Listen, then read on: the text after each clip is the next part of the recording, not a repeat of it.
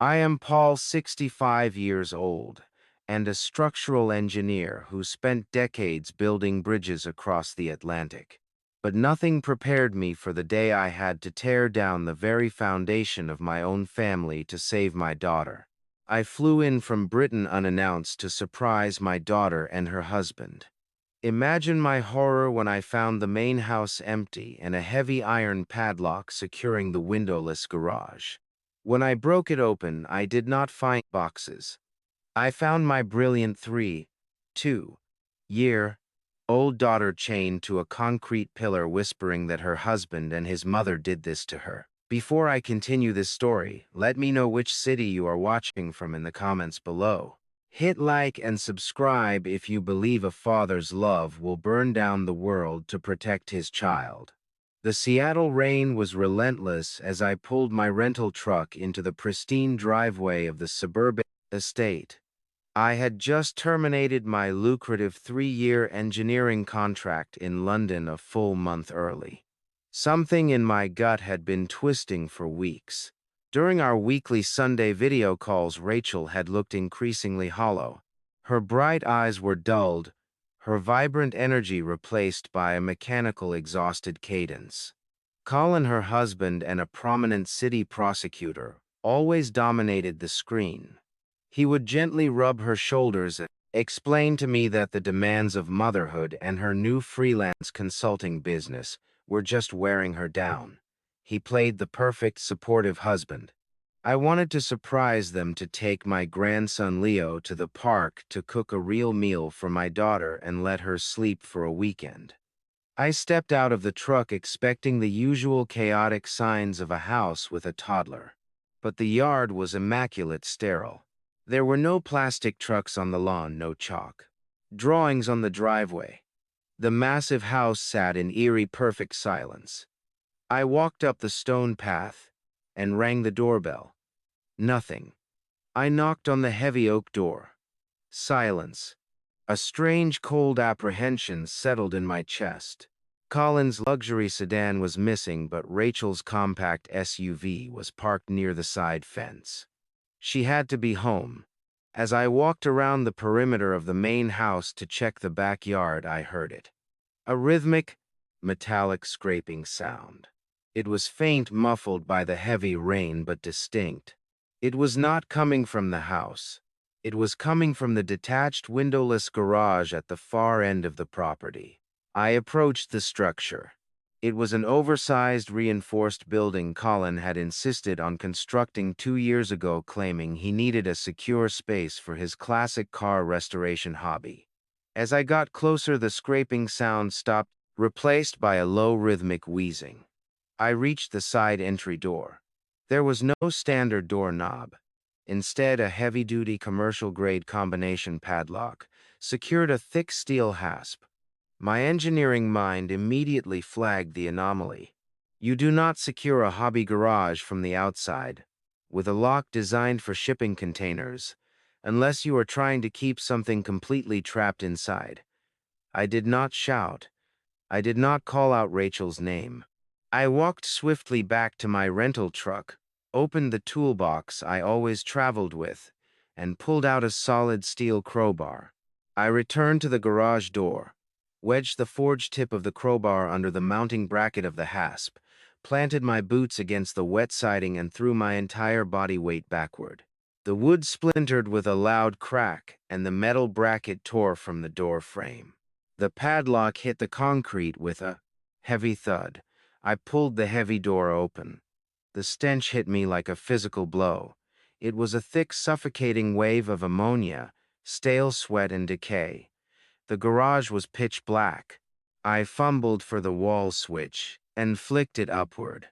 A row of harsh, motion-activated fluorescent lights flickered to life, illuminating the nightmare. There was no classic car. There were no tools. The concrete floor was bare except for a stained mattress in the center of the room.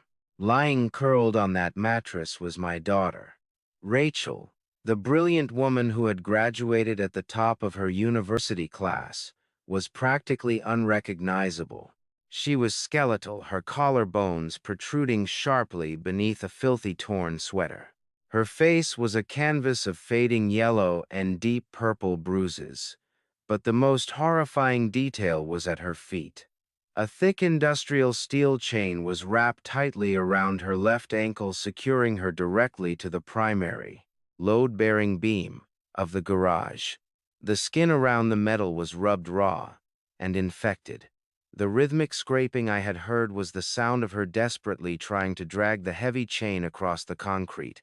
I dropped the crowbar and fell to my knees beside her. Her skin was freezing. I gathered her frail upper body into my arms, my heart hammering violently against my ribs. Her eyes fluttered open. They were bloodshot and unfocused, completely blown wide with terror until she recognized my face. A weak, broken sob escaped her cracked lips. "Who did this?" I asked, my voice trembling with a rage I had never known existed. I reached for my phone to dial emergency services. Her cold, bony fingers weakly grabbed my wrist, stopping me. She shook her head frantically. The panic in her eyes was absolute. "No police," she whispered, her voice barely a dry rasp. "He owns them." "Who, Rachel? Tell me who." "It is Colin," she choked out, tears finally spilling over her bruised cheeks. "Colin and his mother Diane. They took my baby dad. They took Leo." The words paralyzed me. The perfect son-in-law. The respected city prosecutor who put criminals behind bars. The wealthy high society mother-in-law who hosted charity galas. They had locked my flesh and blood in a concrete box to rot. 1,000 questions raced through my mind. Why? How long? Where was my grandson? My mind raced to assemble the pieces of this horrific puzzle. The fatigue on the video calls was not motherhood. It was starvation. It was systematic, calculated torture happening right under my nose while I was thousands of miles away building bridges. I pulled off my heavy jacket and wrapped it tightly around her shivering shoulders. "We are leaving right now," I promised her, my voice turning to cold steel.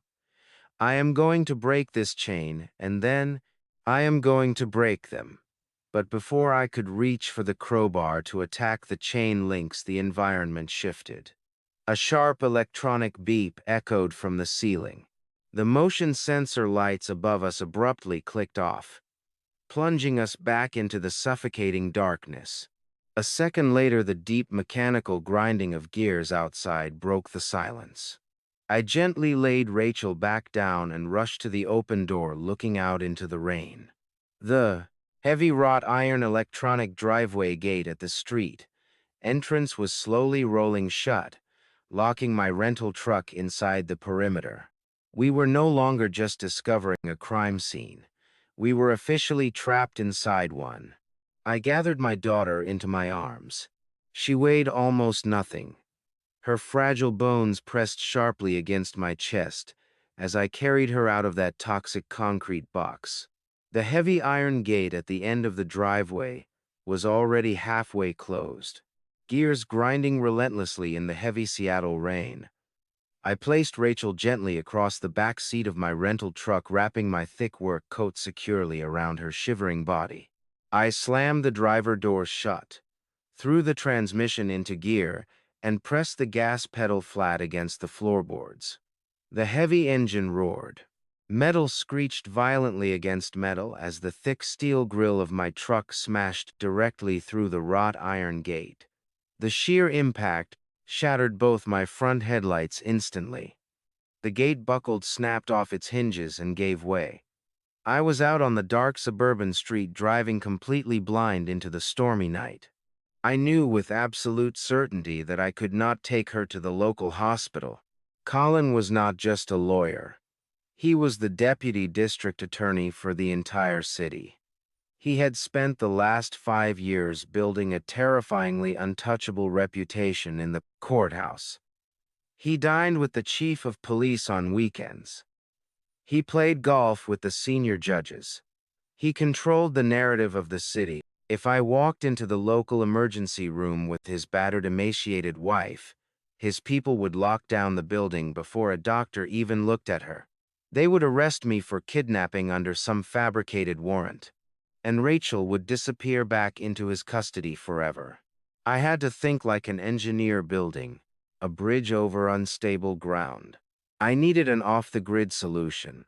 I needed a place outside his jurisdiction. 30 m outside the city limits sat a private trauma center hidden in an industrial park.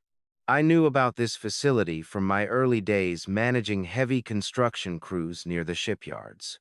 When a steel worker took a bad fall off the books, or a crane operator needed discreet medical attention, that is exactly where we went. They asked no questions as long as the cash was good. I steered the battered headlightless truck onto the deserted coastal highway, relying purely on the dim amber glow of the street lights and the lightning flashes to guide me. In the back seat, Rachel was completely silent. Her breathing was so shallow and uneven that I had to keep reaching my hand back just to feel the faint pulse at her cold neck. Every single mile felt like an agonizing eternity. I pushed the heavy engine as fast as I dared in the pitch-black rain, praying constantly that I would not get pulled over by a state trooper. We reached the private clinic just past midnight. I carried Rachel through the automatic sliding glass doors and slammed my high-limit corporate credit card directly onto the front reception desk. I demanded their absolute best trauma physician immediately, stating that money was no object. The triage nurses took one look at her bruised skeletal body and immediately rushed her into a secure private trauma bay in the back of the building. I stood in the corner of the blindingly white hospital room, my clothes completely soaked in freezing rain and my hands shaking uncontrollably with pure adrenaline. A tall, gay-haired doctor rushed into the room and immediately began examining her vitals. The doctor drew several vials of dark blood from her frail arm and ran them straight through a rapid toxicology testing machine located in the corner of the trauma bay. The machine hummed and clicked for 10 agonizing minutes. When the final paper results printed out, all the color completely drained from the seasoned doctor's face. He turned to me with an expression of pure, unfiltered shock. He said, "She has not just been starved and dehydrated." He pointed to the chemical breakdown on the paper. He said her entire nervous system is completely saturated with military-grade synthetic paralytics. The specific drug they were pumping into her veins keeps the victim entirely conscious and aware of their surroundings, but completely unable to move their muscles voluntarily. It was a chemical straitjacket designed for extreme interrogations. The doctor asked me in a horrified whisper, what kind of absolute monster would systematically do this to a human being? Before I could even formulate an answer to his question, a sharp, vibrating buzz cut right through the sterile quiet of the medical room. It was coming from the deep pocket of my wet jacket. When I was carrying Rachel out of that dark, putrid garage, I had spotted a sleek silver cell phone lying discarded on the damp concrete floor. I had shoved it into my pocket on pure instinct, hoping it held evidence. I pulled the device out now. The glass screen was cracked across the middle, but the caller identification text was clearly visible. It flashed the name Diane Collins, wealthy high society mother, the ruthless matriarch of their twisted, arrogant family. I signaled the trauma doctor to remain completely silent. I swiped my thumb across the cracked glass to accept the call and lifted the phone slowly to my ear. I did not speak a single word. I just listened to the steady static of the connection.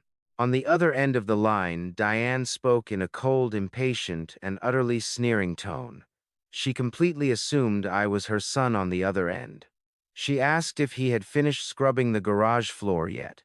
She complained that the luxury real estate appraiser was arriving tomorrow morning at exactly 9:00. Her voice grew even colder as she commanded him to make sure there was absolutely no trace of the freak left on the property before they finalized the multi-million-dollar sale. The freak. That is exactly what this polished, wealthy woman called the beautiful mother of her own biological grandson. The sheer sociopathic calculation of her words made the blood freeze in my veins. This was not a crime of passion or a sudden violent outburst. They had planned this execution perfectly. They had systematically isolated my daughter, paralyzed her with untraceable military drugs, and were now actively preparing to sell her beautiful family home right out from under her while she slowly rotted away in a locked concrete cell. They were erasing her entire existence for profit. I quietly pressed the red button to end the call. The cracked screen went completely dark in my hand. I looked over at the trauma doctor, who was now rapidly preparing a massive syringe full of a chemical counteragent to slowly neutralize the dangerous paralytic in Rachel's bloodstream. The terrifying pieces of the puzzle were finally falling into place in my mind. The imported drugs, the forced isolation, the sudden rushed real estate sale. I needed to move incredibly fast. If the property appraiser was scheduled to arrive tomorrow morning, that meant Colin would be driving back to that dark garage tonight to finish his grim task. He was going to find the splintered wood. He was going to find the broken steel lock. He was going to find the broken steel lock. Empty iron chain on the floor. And the exact moment that corrupt prosecutor realized his victim had escaped, he would weaponize the entire police force to hunt us down before the sun even came up. I saved the audio file of Diane to my secure cloud server before the screen of the cracked phone could even fade to black. My thumb hovered over the device. That single minute of audio was the first real weapon I had in a war I did not even know I was fighting. The trauma doctor was still working frantically over my daughter, adjusting intravenous drips and monitoring the steady rhythmic beeping of the heart machine. The clinical scent of iodine and bleach filled my lungs. I stepped out of the blindingly bright trauma bay and walked down the dimly lit, completely empty hospital corridor. I needed someone who operated outside of normal jurisdiction. I needed my corporate attorney. His name was Warren. He was a viciously smart legal bulldog, based in Chicago, who handled my massive international engineering contracts. He was the kind of man who did not sleep, who thrived on dismantling complex problems, and who answered his phone on the very first ring regardless of the time zone. When he picked up, I did not bother with pleasantries. I kept my voice low and completely steady, though my hands were still shaking with residual adrenaline. I told him I needed him to immediately draft and file federal aggravated assault and kidnapping charges. I told him to target Colin, the deputy district attorney of Seattle, and his mother Diane. I expected Warren to ask for the details, to demand the location of the evidence, and to start making the ruthless phone calls he was famous for. Instead, a heavy, suffocating silence fell over the phone line. I could hear the rapid clicking of Warren typing on a mechanical keyboard in the background. When he finally spoke, his voice did not have its usual aggressive confidence. It was tight, cautious, and completely filled with dread. The words he spoke next chilled the blood in my veins, far more than the freezing rain outside ever could. He told me he could not file the charges. He told me I could not go to the police. I demanded to know why. I told him I had Rachel in a private trauma center right now, filled with military paralytics and starved to the bone. I told him I had a recorded confession of Diane treating her like a piece of garbage to be disposed of. I told him we had all the physical proof we needed to lock them both in a concrete cell for the rest of their miserable lives. Warren stopped typing. He took a deep breath. He explained that Colin had completely anticipated every single possible legal angle. 4 days ago, while I was completely oblivious and packing my bags in Britain, Colin had walked into a closed-door family court hearing. He used his immense influence and power as a senior prosecutor to bypass standard waiting periods. He filed an emergency temporary medical conservatorship over Rachel. In the official court documents, Colin claimed under oath that his wife had suffered a sudden, violently dangerous drug-induced psychotic break. He claimed she was a severe threat to herself and to their young child. And because Colin was a respected officer of the court, the presiding judge signed the order without demanding a secondary medical evaluation. The legal reality crashed over me like a collapsing steel beam.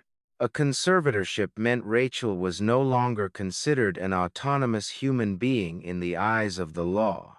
She had no legal rights. She could not sign a contract. She could not hire a lawyer. And she could not leave her husband. The state of Washington had officially declared Colin her sole guardian and absolute master. He had the legal right to lock her in a room. He had the legal right to control her medical care. If I walked into a police station right now and slammed my evidence on the desk, the local authorities would run Rachel through the system. The computer would flag her as a severely mentally unstable ward of the state. Colin would simply put on his tailored suit, walk into the precinct, and sadly shake his head. He would tell the officers that his deeply sick wife had wandered off and that her aggressive, delusional father had illegally transported her across county lines. I would be instantly arrested for the federal kidnapping of an incompetent adult. And Rachel would be handed right back to the very monster who chained her to that garage floor. Colin had brilliantly weaponized the justice system to create a perfect, impenetrable shield around his crimes. I leaned my back against the cold hospital wall, feeling a wave of absolute nausea wash over me. But Warren was not finished. He told me there was another piece of data in the court filings. The darkest piece of all. As part of the emergency conservatorship, the judge had granted Colin full, unrestricted, and exclusive custody of my grandson Leo. My chest tightened so painfully I could barely draw a breath. I had not seen Leo since the day he was born. For 3 entire years, Colin always had a perfect, polished excuse for why I could not visit. It was always cold season, or Leo had a fever, or they were traveling to see Diane. I had spent hours looking at digital photographs, sending expensive toys across the ocean, and desperately waiting for the day my engineering contract would end so I could finally hold my grandson. Now I understood the terrifying truth. The isolation was a calculated tactic. Colin was slowly cutting Rachel off from the world, ensuring there were no outside observers to witness her gradual destruction. Warren laid out the brutal reality of the situation. If I tipped my hand to the authorities, if I made even a single loud move that alerted Colin to my presence, Colin had the absolute legal power to pack Leo into a car and vanish. He could fly out of the country on a private charter using his mother's wealth, claiming he was protecting his son from a dangerous family situation. If I tried to save Rachel through the front door of the justice system, I would permanently lose my grandson. I would trigger a legal war that Colin was already positioned to win. Leo was not just a child in this twisted equation. He was Colin's ultimate leverage. He was a hostage held in plain sight. I hung up the phone. The hospital corridor was completely silent. I walked slowly back to the glass window of the trauma bay and looked at my daughter. She was sleeping now, the chemical neutralizer slowly doing its work.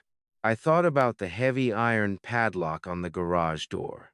I thought about the massive legal locks Colin had placed on her life. A blinding white-hot fury burned in my chest, but I forced it down. Anger is chaotic, and chaos would get my family killed. I am a structural engineer. I have spent my entire life studying how things are built, how weight is distributed, and most importantly, how to identify the critical stress points of a massive structure. Colin had built an airtight, impregnable legal fortress, but every single fortress has a foundation. Every lie requires a source of funding to maintain. If I could not attack the walls of his lie without risking my grandson, I would have to go underneath. I would have to completely dismantle a corrupt prosecutor's life from the inside out piece by agonizing piece, until his entire world collapsed under its own weight. I pulled my laptop out of my bag, sat down in the plastic hospital chair, and opened a blank terminal screen. It was time to find out exactly where Colin was hiding his money. I left Rachel resting securely under a set of entirely fabricated names at the private trauma clinic. I paid the administrator in cash for the next 48 hours and instructed them that under no circumstances was anyone matching Colin or Diane to be allowed past the front lobby. With my daughter temporarily safe, and the chemical neutralizers slowly flushing the Militera paralytics from her system, I retreated to my heavily dented rental truck, parked out in the rain-swept lot. I locked the doors, turned on the dim overhead cabin light, and pulled my heavy black laptop from my leather travel bag. I opened the screen and let the harsh blue light illuminate the dark interior of the cabin. It was time to stop playing the role of the terrified father and start playing the game I was actually built for. Colin thought he had outsmarted a simple blue-collar construction manager. He thought my years spent in Britain were just about pouring concrete and calculating the load-bearing capacity of steel suspension bridges. That was the cover story I allowed everyone, even Rachel, to believe, because my actual work required absolute discretion. What the arrogant deputy district attorney did not know was that modern structural engineering and global forensic accounting share the exact same fundamental principles. Both disciplines are about tracking hidden weight, identifying invisible stress points, and finding out exactly where a massive structure is bleeding pressure. For the past 3 years in London, I was not just building physical bridges over rivers. I was building highly classified predictive financial algorithms for international banking conglomerates to detect offshore money laundering.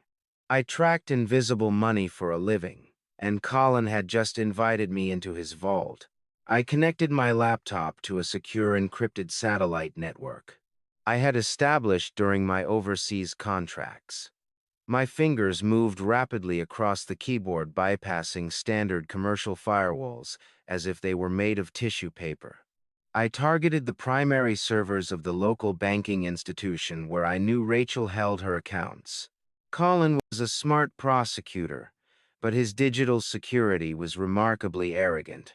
He had set up a complex web of proxy servers to hide his activities, assuming no local law enforcement agency would ever have the technical jurisdiction or the computing power to audit a senior officer of the court. It took my custom algorithms exactly 12 minutes to completely shred his digital defenses and slice through his firewalls. When the encrypted financial portal finally cracked open on my screen, the sheer scale of his betrayal hit me harder than the physical sight of the iron chain in the garage. They had not just isolated and poisoned my daughter. They had been systematically financially liquidating her. Rachel was the sole beneficiary of a massive maternal trust fund established by my late wife. My wife had come from a family of successful real estate developers, and before she passed away from cancer, she liquidated her shares to ensure Rachel would never have to depend on any man for her survival. The trust fund was originally valued at $2.4 million.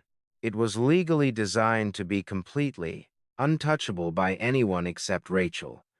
But Colin had used his emergency medical conservatorship to bypass the ironclad protections of the trust. By having Rachel legally declared mentally incompetent, he had granted himself absolute unrestricted access to her inheritance. I watched the digital ledger scroll down my screen, mapping out a horrifying timeline of pure unadulterated greed. The theft did not start when he locked her in the garage. It had started 6 full months ago. First, he transferred small, inconspicuous amounts. 100,000 here, 200,000 there. He disguised the withdrawals as specialized medical expenses and private home care renovations. But as the months progressed and Rachel became increasingly isolated, the withdrawals became massive brazen chunks of capital. Hundreds of thousands of dollars were being ripped out of her account every single week. I traced the destination of the stolen capital. Colin was not keeping the money in his own local accounts where it could be monitored. He was funneling every single stolen dollar through a sophisticated shell company registered under a fake corporate board. I ran the tax identification numbers of the shellless company through a global database. The trail led directly back to a high society antique import business owned entirely by his mother. Diane was using her polished upper-class storefront as a giant washing machine for my daughter's stolen inheritance.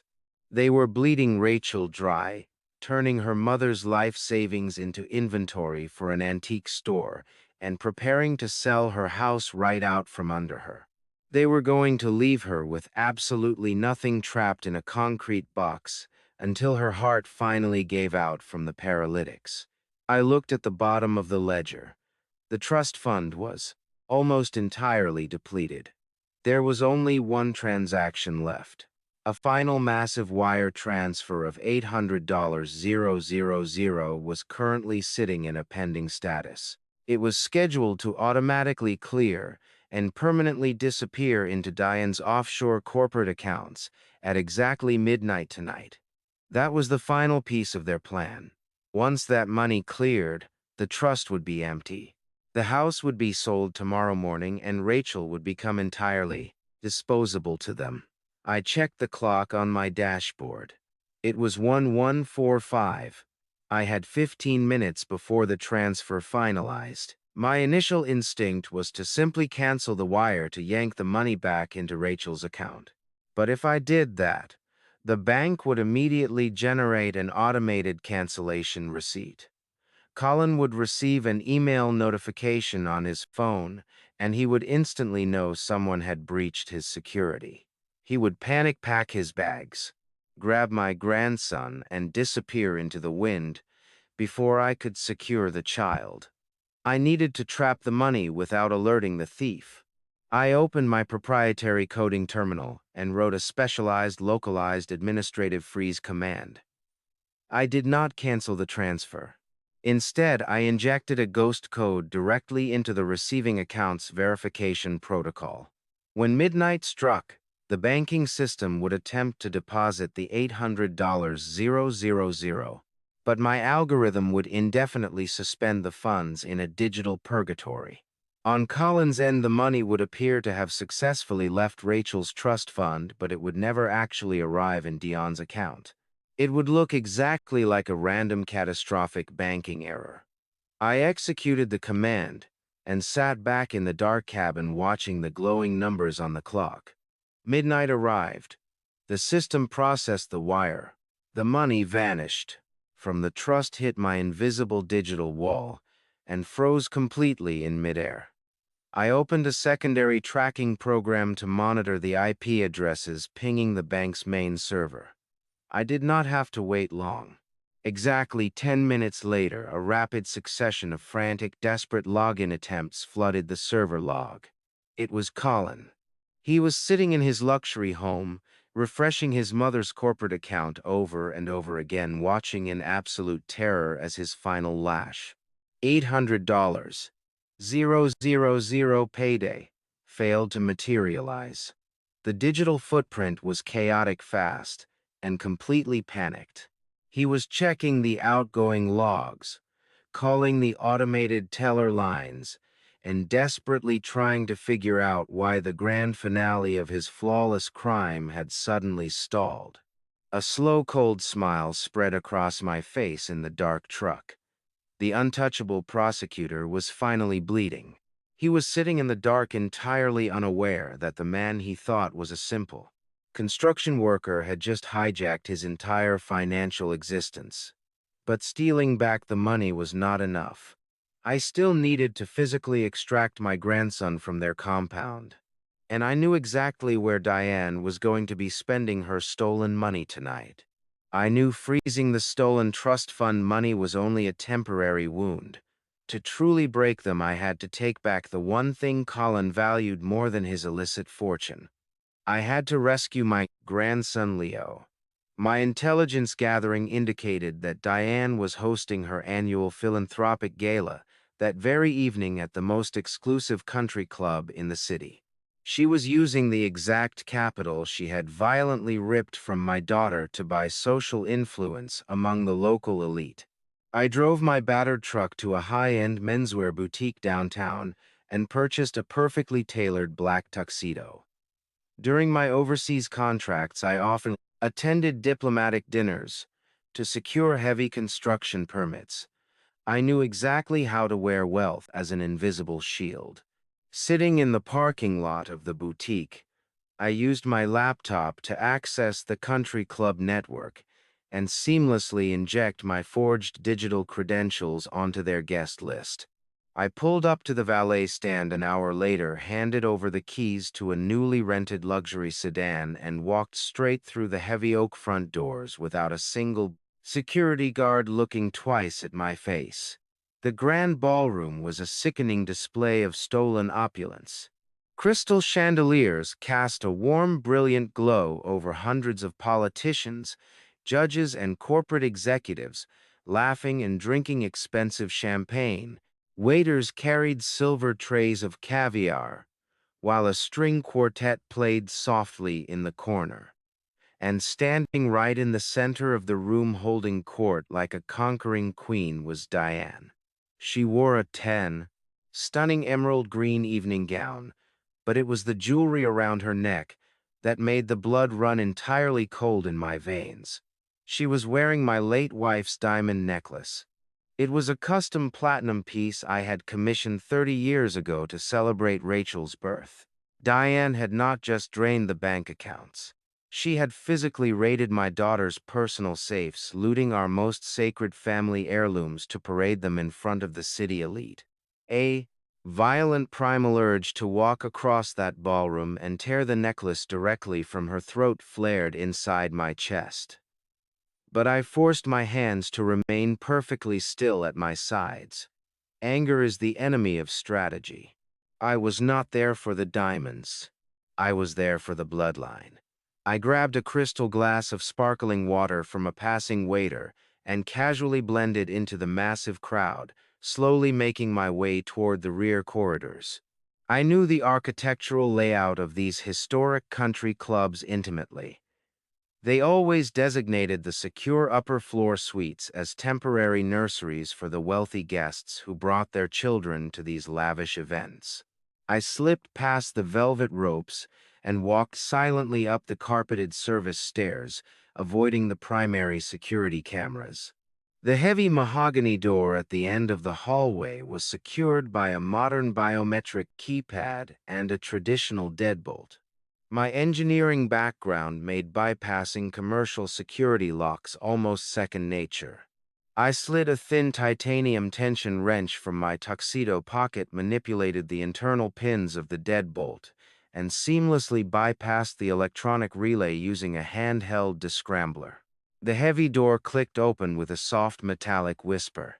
I stepped into the dim, luxurious suite, closing the door silently behind me. The air smelled of expensive baby powder and warm milk. In the center of the room sat a solid mahogany crib, and there, sleeping peacefully under a soft knitted blanket, was my grandson. My breath caught in my throat. I had not seen him since the day he was born, and looking at his small chest rising and falling, I saw the exact same dark hair and gentle features Rachel had when she was an infant.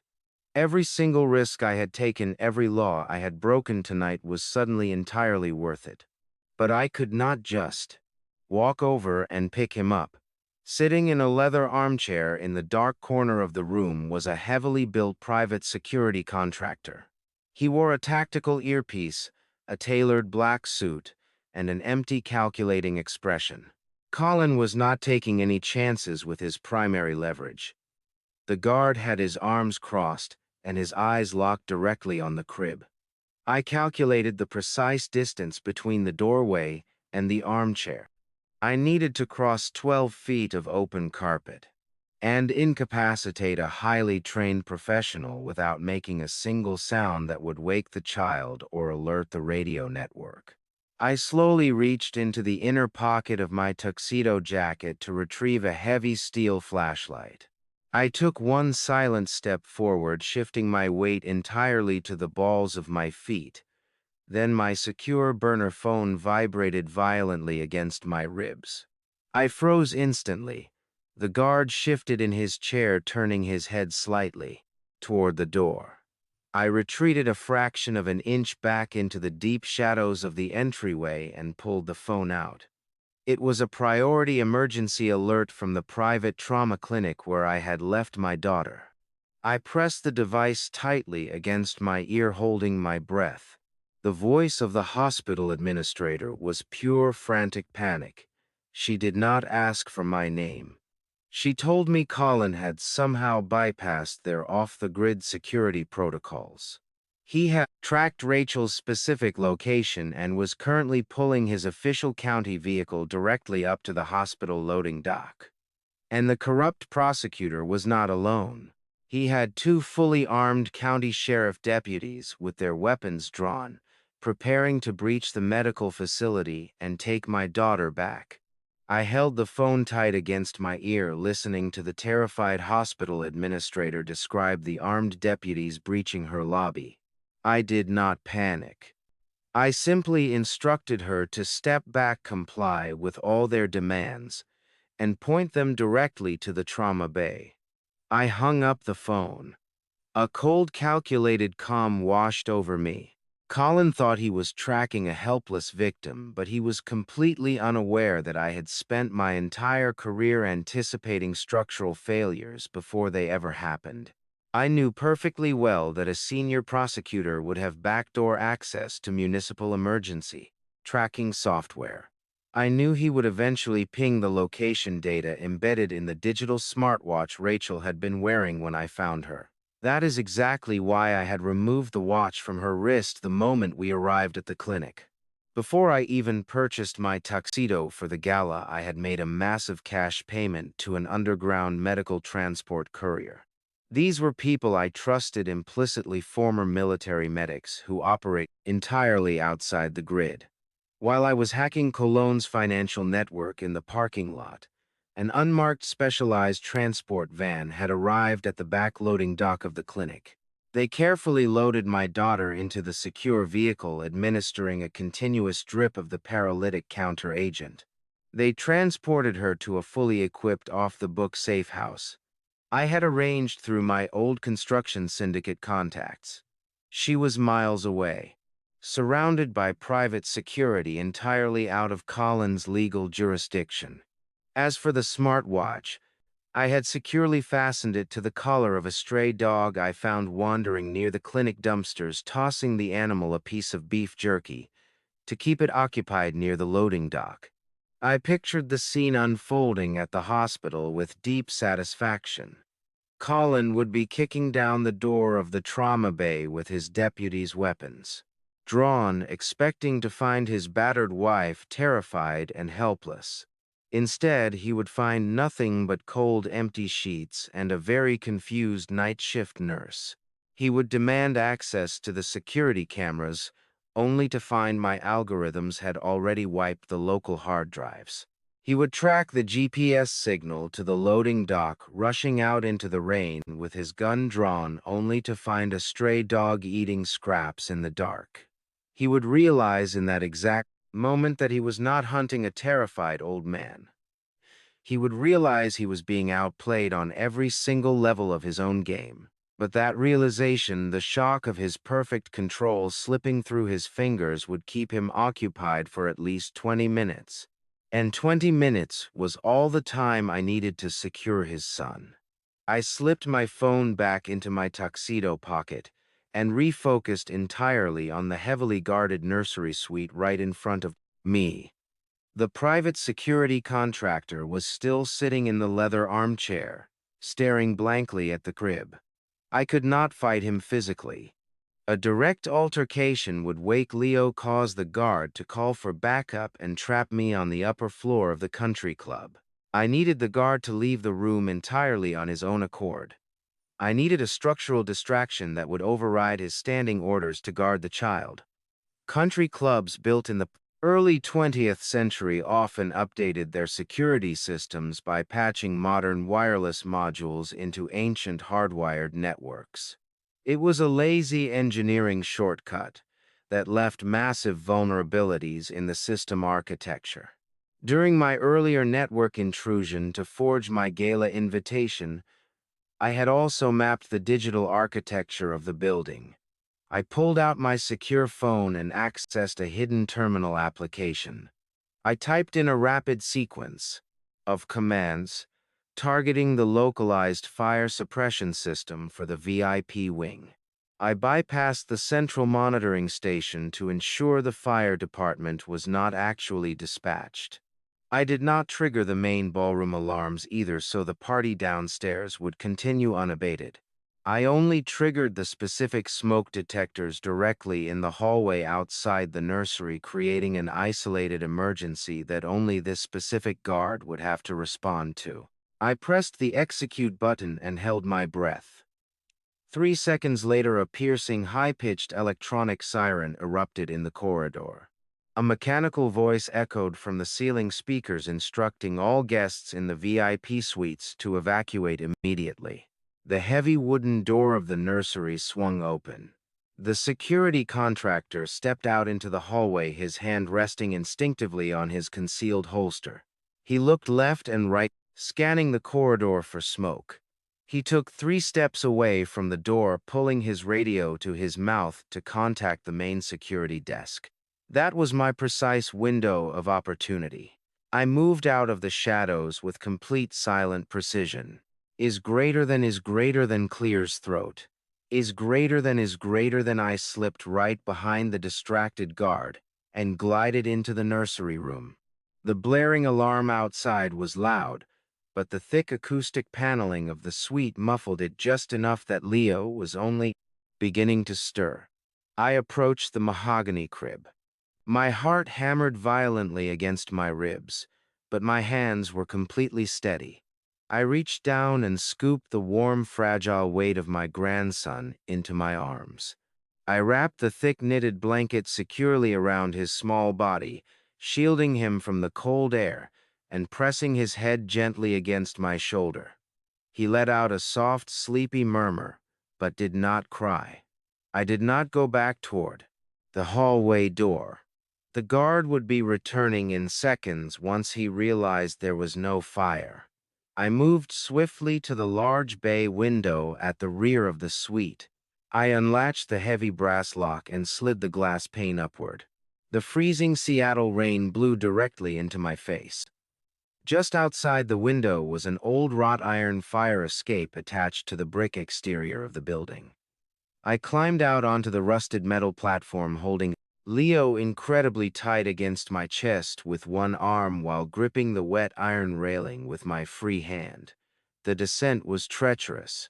The rusted metal stairs were incredibly slick with accumulated rainwater, and my leather dress shoes offered absolutely no traction on the smooth iron grates. Every single step down required calculated, perfect balance. I moved methodically down the side of the massive brick building. The loud pulsing, music and the muffled laughter of the wealthy patrons at the charity gala inside were completely drowned out by the howling wind and the pouring rain whipping across my face. I kept my body angled carefully against the brick wall, using my own frame to protect Leo from the harsh elements. My shoulder burned with the sheer physical effort of holding a heavy toddler with one arm while managing my own body weight on a slippery ladder. I was completely focused on reaching the ground safely, blocking out every other thought in my mind. I reached the final landing. The ground was only 10 feet below me. I carefully lowered the release ladder, letting it slide down until it hit the soft, wet grass of the country club gardens. I climbed down the remaining steps and finally felt the solid earth beneath my boots. A massive wave of relief washed over me. I had him. I had successfully extracted the final piece of Colin's leverage.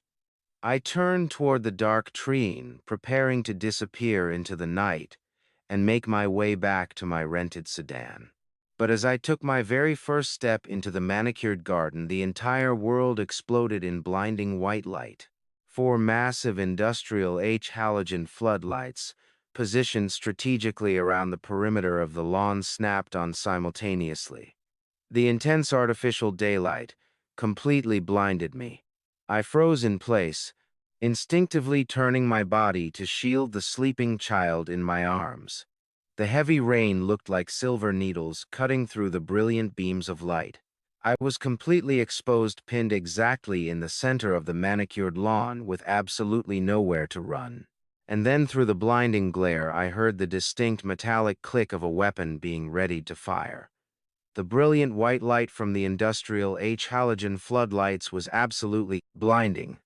I stood completely frozen in the center of the manicured lawn, holding my sleeping grandson tightly against my chest. The heavy Seattle rain fell in freezing sheets, plastering my hair to my forehead and soaking completely through my tailored tuxedo. I turned my body slightly to shield Leo from the harsh weather and the blinding glare. A dark silhouette slowly separated itself from the edge of the tall hedge maze just beyond the perimeter of the light. It was not a private security contractor rushing out to investigate the broken fire escape. It was Diane. She was no longer playing the role of the elegant philanthropic hostess. Her expensive emerald green evening gown was soaked at the hem, dragging heavily through the thick mud of the garden. The custom platinum and diamond necklace that had belonged to my late wife glittered coldly around her neck, but my eyes were entirely focused on her right hand. She was holding a matte black semi-automatic handgun fitted with a long cylindrical suppressor. The metallic click I had heard was the sound of her thumb casually disengaging the safety mechanism. She stepped into the edge of the light and raised the weapon. Her voice cut clearly through the sound of the falling rain, entirely devoid of her usual polished upper-ass accent. She told me to put the boy down on the grass. Immediately, I looked at the suppressed weapon and then directly into her cold, dead eyes. In that exact moment, the final missing pieces of the puzzle I had been assembling all night locked into their terrifying final configuration. Stealing a trust fund was a sophisticated white-collar crime, but you do not chain your own daughter-in-law to a concrete floor just for money. You do that when you are desperately trying to hide a massive, violent secret. I kept my voice completely steady, projecting it over the sound of the storm. I told her I knew the truth about the shell company. I told her I knew her high society antique business was not just washing my daughter's stolen inheritance. It was a massive financial clearinghouse. It was laundering millions of dollars in illicit cash for a heavily armed regional narcotics syndicate. That was the real secret Rachel had discovered. My daughter was a brilliant financial consultant.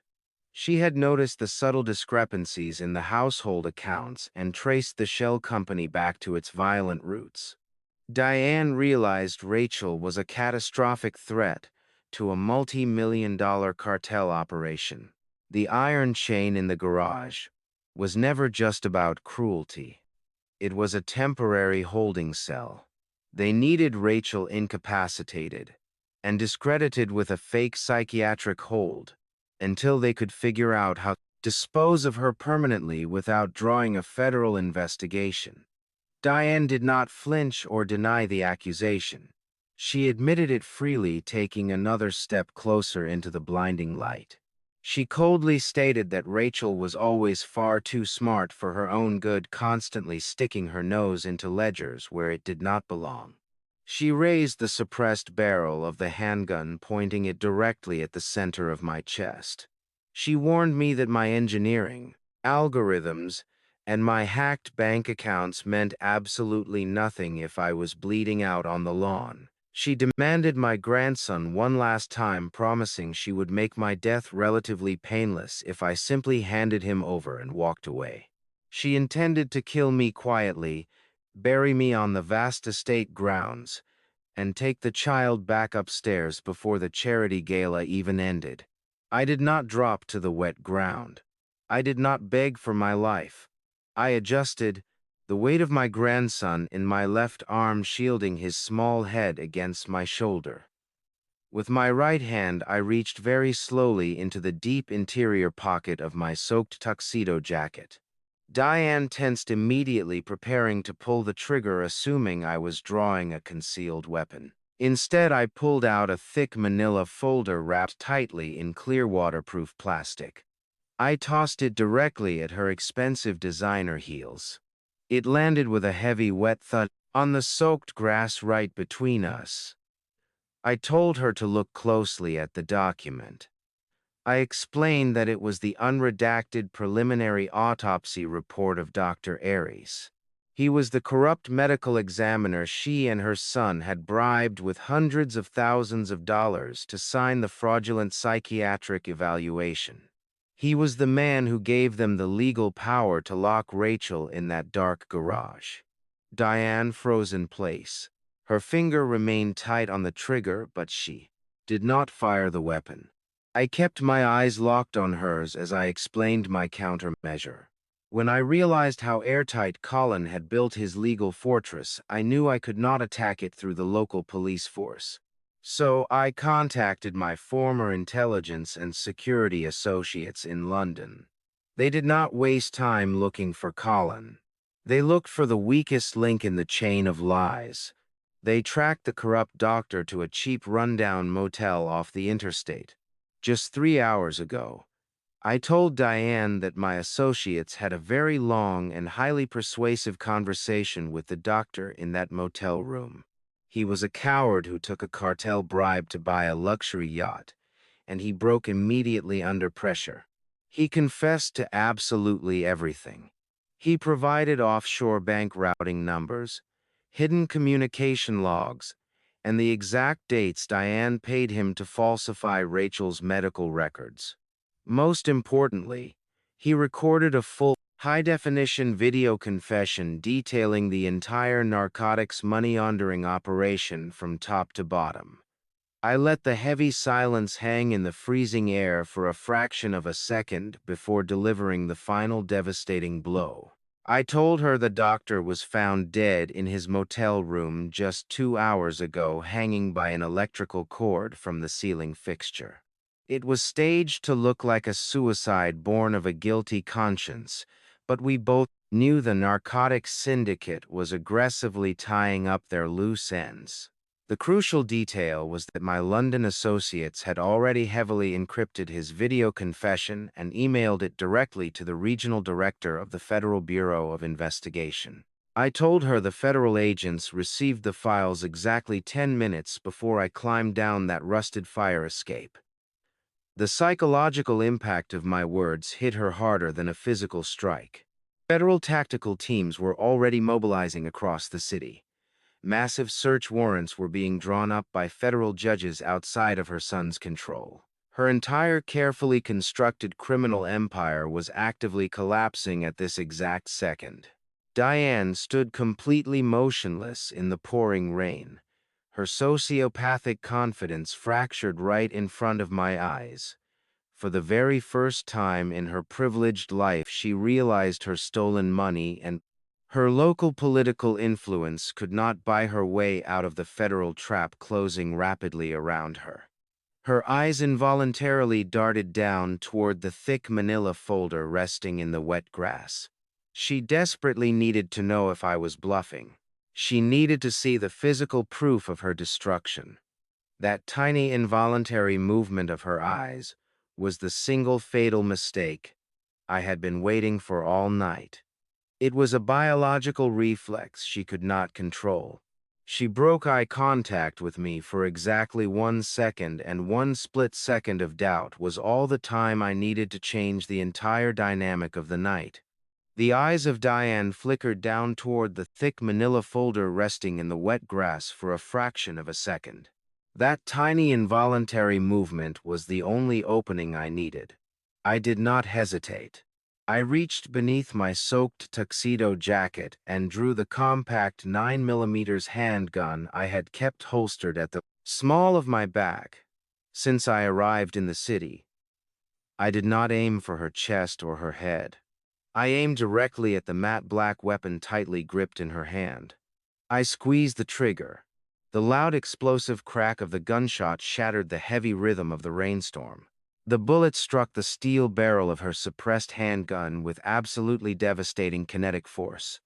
The sheer impact violently twisted her wrist backward, tearing the weapon completely out of her grip and sending it spinning harmlessly into the dark, overgrown branches of the hedge maze. Diane let out a piercing, agonizing scream that echoed across the manicured lawn. She collapsed heavily onto the muddy grass, clutching her shattered wrist against her chest. Her expensive emerald designer gown was instantly ruined, covered in thick mud and her own blood. She looked up at me with her face completely pale and her eyes wide with a mixture of pure physical agony and absolute terror. She fully expected me to walk over and finish the job. She expected me to put a final bullet in her to permanently silence the woman who had brutally tortured my daughter for months. But I simply looked down at her writhing pathetically on the cold ground, ending her life right then, and there was an incredibly easy escape for a monster like her. I wanted her to live long enough to watch every single piece of her stolen wealthy empire burn to ashes around her. I turned my back on her, leaving her bleeding and screaming in the freezing rain. I hurried across the massive dark estate lawn and finally reached my rented luxury sedan parked discreetly near the valet stand. I opened the heavy rear door and gently placed Leo into the leather back seat, wrapping the thick knitted blanket securely around his small body. He whimpered slightly at residual noise ringing in the air, but the rhythmic drumming of the storm against the car roof quickly lulled him back into a deep, peaceful sleep. I slid into the driver's seat, started the powerful engine, and drove swiftly out of the country club gates. I merged onto the deserted interstate highway, heading directly toward the industrial heart of the city. I needed to disappear into the urban sprawl before the local police responded to the noise of the gunshot. By the time the pale morning sun began to slowly rise over the jagged Seattle skyline, the federal trap I had meticulously set was already snapping shut. My attorney Warren called me on my secure encrypted burner phone to deliver the morning intelligence update.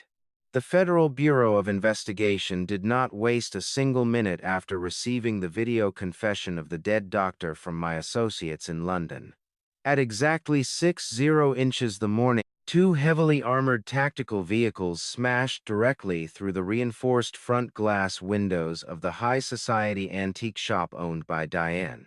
Dozens of heavily armed federal agents swarmed the luxurious showroom, ripping apart priceless 18th century armoires and slashing open vintage Persian rugs.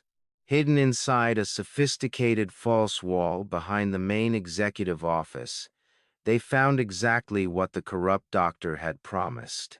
They uncovered massive stacks of illicit cartel cash and the master physical ledgers, documenting every single dollar the violent narcotic syndicate had laundered through her legitimate business front. Diane was arrested at the country club while receiving emergency medical attention for her shattered wrist, and she was immediately transferred to a secure federal holding facility. But her son was a completely different kind of monster entirely. Colin was a senior city prosecutor who knew exactly how the complex machinery of the justice system operated. He knew how to effortlessly manipulate the media narrative, and he always had an airtight backup plan. When the explosive news of the federal raid broke across the city, Colin did not rush to the defense of his mother. He did the exact opposite. He immediately contacted his vast network of corrupt local judges and federal contacts to rapidly secure a preemptive immunity deal for himself. He called an emergency press conference on the grand marble steps of the municipal courthouse. He wore a sharp dark suit and a perfectly fabricated expression of absolute devastation. He stood in front of dozens of local news cameras and publicly threw the woman who gave birth to him directly under the bus.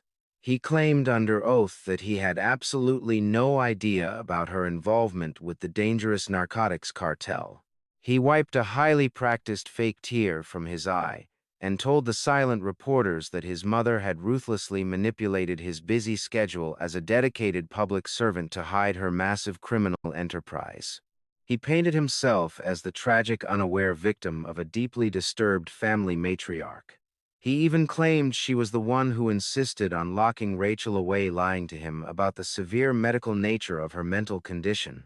It was a masterful sociopathic performance designed entirely to save his own prestigious career and protect his stolen hidden fortune. But the corrupt prosecutor did not stop at simply clearing his own name in the press. He knew I had successfully rescued Leo, and he knew I was the invisible architect pulling the strings behind the sudden catastrophic destruction of the criminal empire of his mother.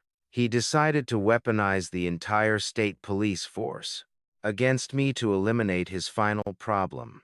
Using his unrevoked administrative authority as a deputy district attorney, he bypassed all standard verification protocols and personally authorized an emergency Amber Alert across the entire state of Washington. He broadcasted my name, my physical description, and the license plate of my original rental truck to every single law enforcement agency in the region. He branded me on national television as a heavily armed and incredibly dangerous fugitive who had violently kidnapped his infant son from a secure location. Suddenly, every digital highway billboard, every local radio station, and every highway patrol computer was actively hunting me. I immediately abandoned the luxury sedan in a crowded long-term airport parking garage and paid an off-duty private driver in cash to take me to the industrial outskirts of the city. I arrived at a rundown Cashinley motel, hidden deeply within the rusted shipping yards.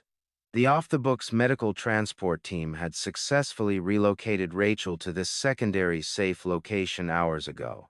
I unlocked the heavy door and walked into the dimly lit motel room carrying my sleeping grandson. Rachel was sitting up in the cheap double bed. She looked incredibly frail, and her skin was pale, but her eyes were finally clear and focused as the chemical counter agents completely flushed the military paralytics from her nervous system. When she saw me walk through the door holding her child, she let out a sound that I will never forget for the rest of my life. It was a visceral, broken sob of pure relief. She reached out with heavily bruised, trembling arms.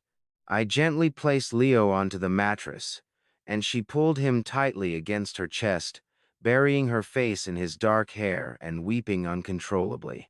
I walked over to the dirty window and stood near the drawn curtains watching the flashing red and blue lights of a state police cruiser slowly pass by the cracked asphalt of the motel parking lot.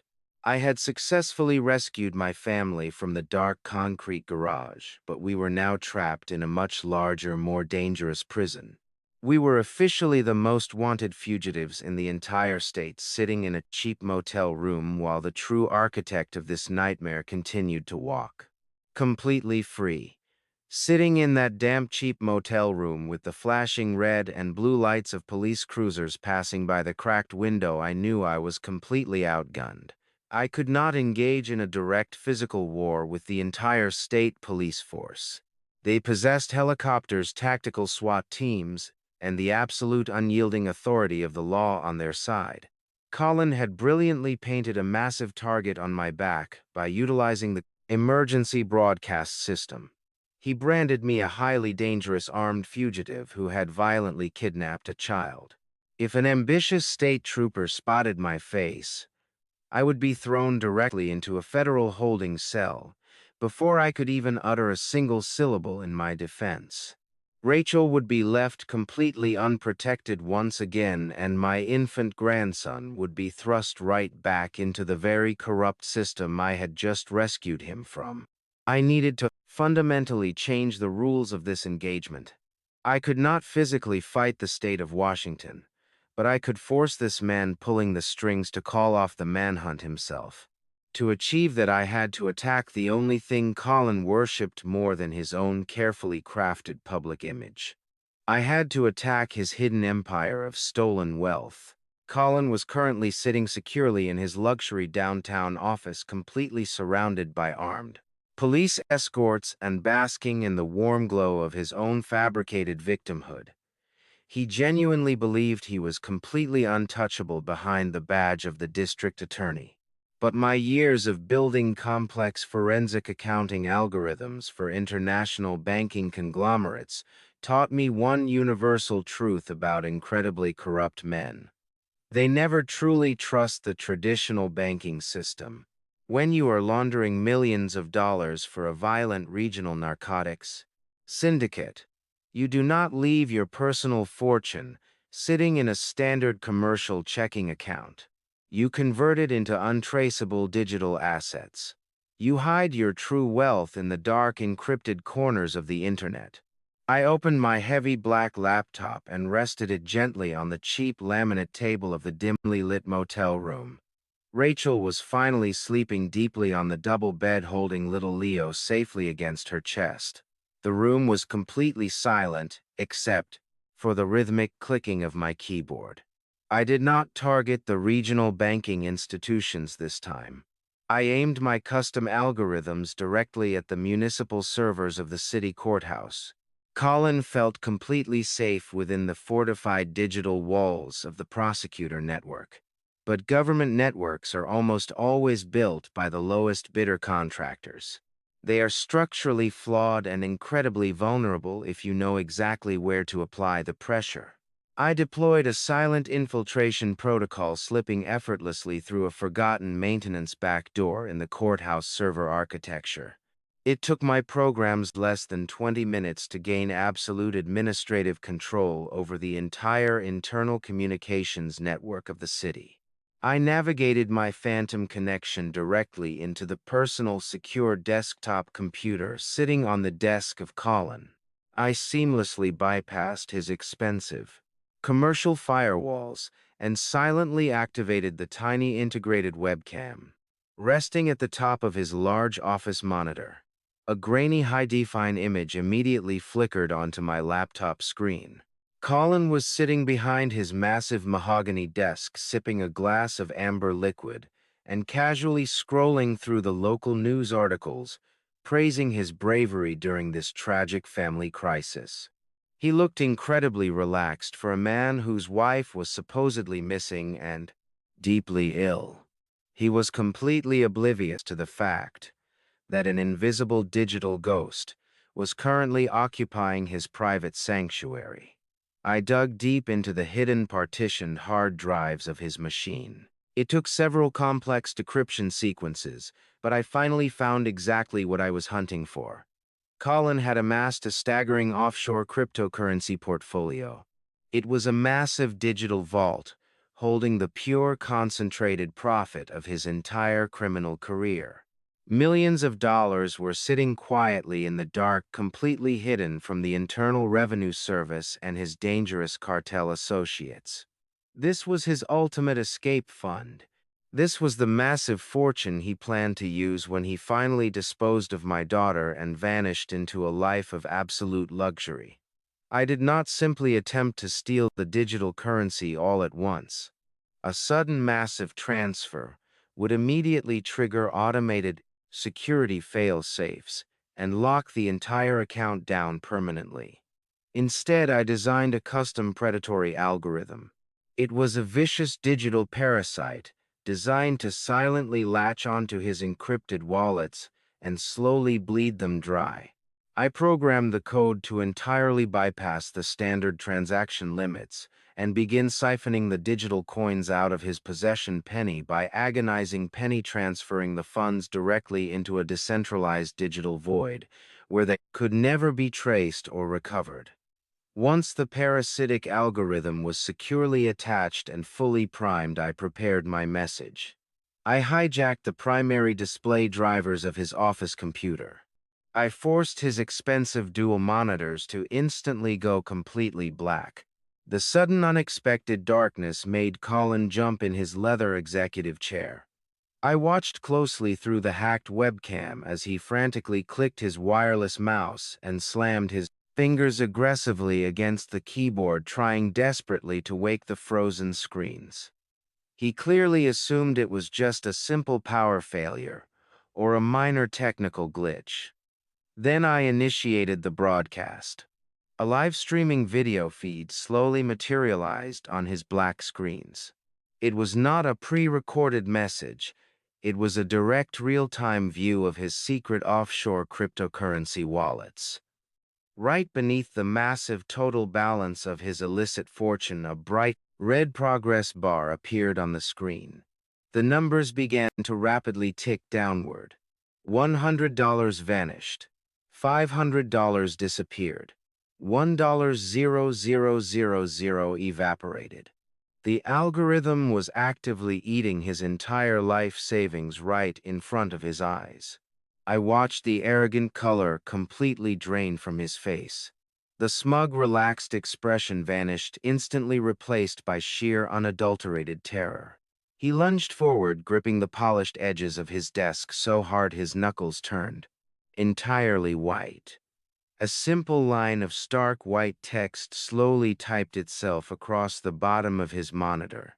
It informed him that the extraction algorithm was permanent and could not be stopped by rebooting the system or unplugging the internet connection.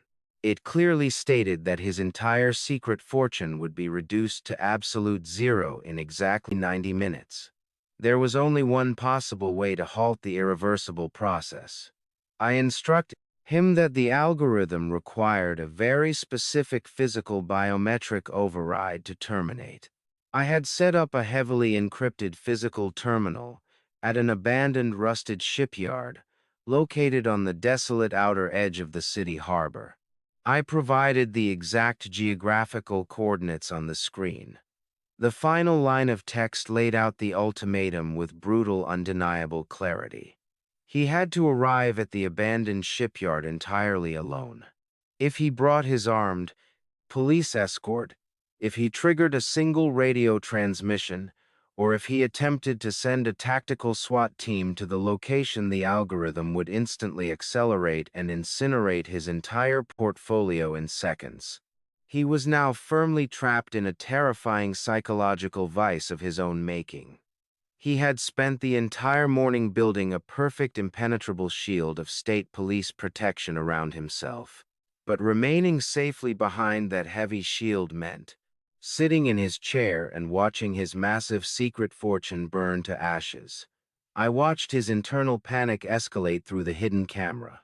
He looked frantically toward the heavy oak office door, where two heavily armed state troopers were currently standing guard to protect the tragic husband. He looked back at the glowing screen, where another $10,000 silently evaporated into the digital void. The overwhelming greed inside him was a terminal disease. It completely clouded his sharp legal mind and entirely overrode his basic survival instincts. He simply could not walk away from millions of dollars. I watched as he reached slowly into his bottom desk drawer and pulled out a small, snub-nosed revolver, checking the loaded cylinder with trembling hands. He shoved the concealed weapon into the waistband of his tailored trousers and stood up from his desk. He was going to sneak out of his own heavily guarded office building.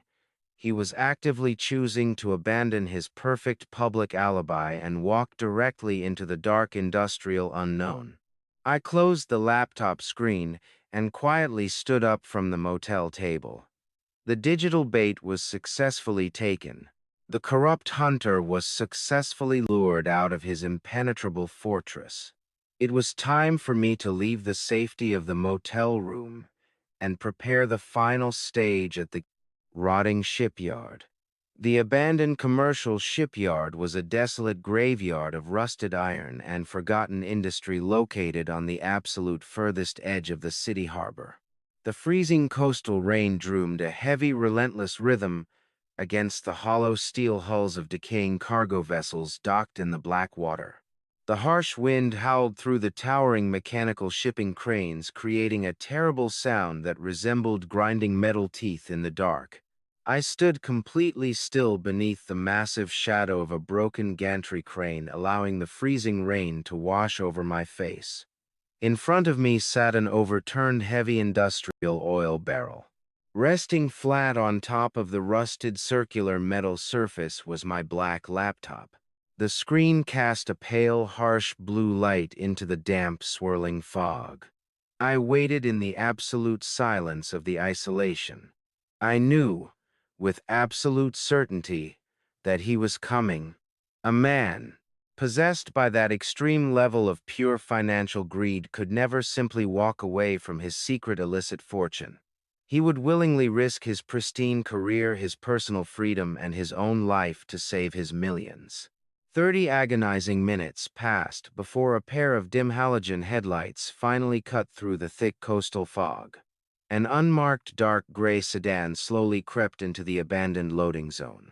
The heavy tires crunched loudly over broken glass, discarded shell casings, and rusted bolts scattered across the cracked asphalt. The vehicle came to a sudden abrupt halt exactly 40 yards from where I stood waiting in the shadows. The engine was violently cut off, and the headlights went completely dark, plunging the yard back into shadows. The driver's side door opened with a sharp metallic creak that echoed across the empty docks. Colin stepped out into the freezing, violent storm. He was completely alone. He had voluntarily abandoned his massive state police escort and sneaked out of his secure legal fortress exactly as I knew he would. He wore a dark waterproof trench coat pulled tightly over his expensive tailored suit. But the polished, arrogant, confident aura of the untouchable deputy district attorney was completely eradicated. He looked frantic, desperate, and incredibly dangerous. He walked slowly toward the pale blue light of the laptop screen, his boots splashing heavily in the deep, oily puddles. In his right hand he held a small silver snub-nosed revolver. The barrel of the weapon was pointed directly and steadily at the center of my chest. The corrupt hunter had finally arrived to reclaim his stolen prize. He stopped exactly 10 paces away, keeping a cautious tactical distance between us. The freezing rain plastered his perfectly styled hair flat to his forehead, and his eyes darted nervously around the dark, towering structures of the shipyard, actively searching for a hidden ambush or a tactical police trap. His voice trembled with a volatile mixture of pure adrenaline rage and deep underlying fear. He aggressively demanded that I immediately type the override command and stop the financial extraction algorithm bleeding his accounts. He was breathing heavily, his chest heaving under his soaked coat as he desperately tried to regain control of the narrative. He offered a calculated trade. He promised to officially drop the emergency Amber Alert and immediately call off the massive state police manhunt if I simply pressed a button on that keyboard and gave him back his offshore cryptocurrency wallets.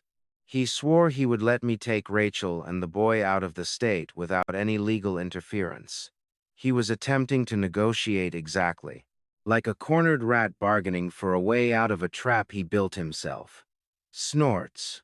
He took another deliberate step forward, tightening his white-knuckled grip on the small silver weapon.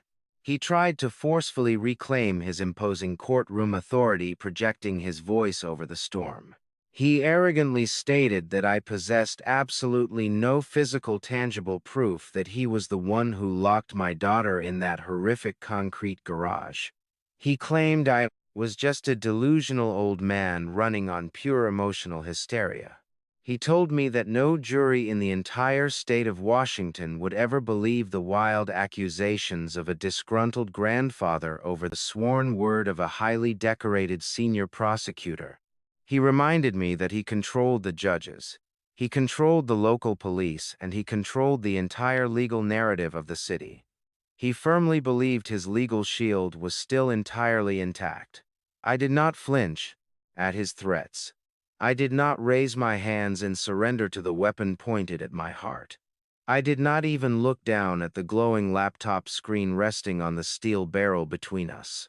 Instead, I slowly tilted my head back and looked high up into the freezing rain, staring directly toward the massive rusted gears of the towering shipping crane looming directly above our heads.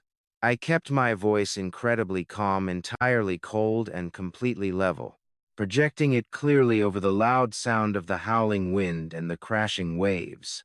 I told him he was absolutely right about the jury.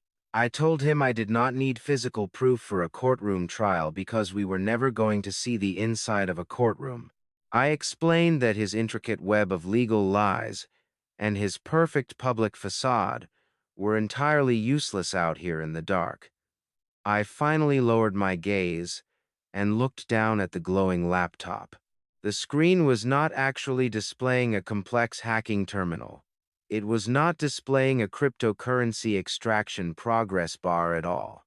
It was displaying a very simple audio equalizer interface, with a bright red recording indicator flashing steadily in the top corner.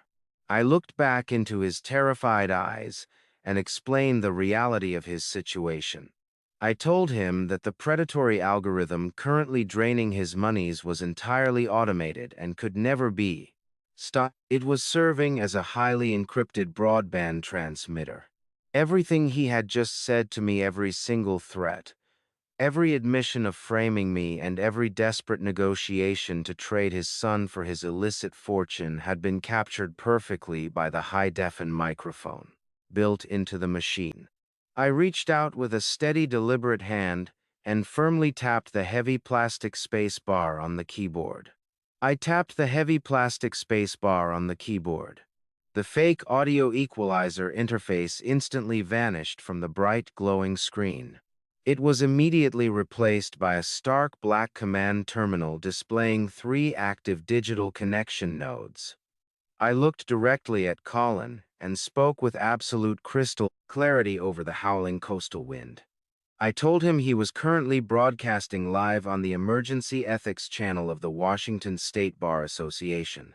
I told him the second connection was a direct encrypted uplink to the Regional Field Office of the Federal Bureau of Investigation, and the third connection was directly patched into the personal mobile phone of the district attorney himself.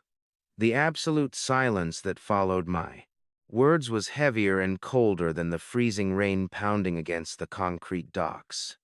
I wanted him to fully understand the catastrophic magnitude of what he had just done.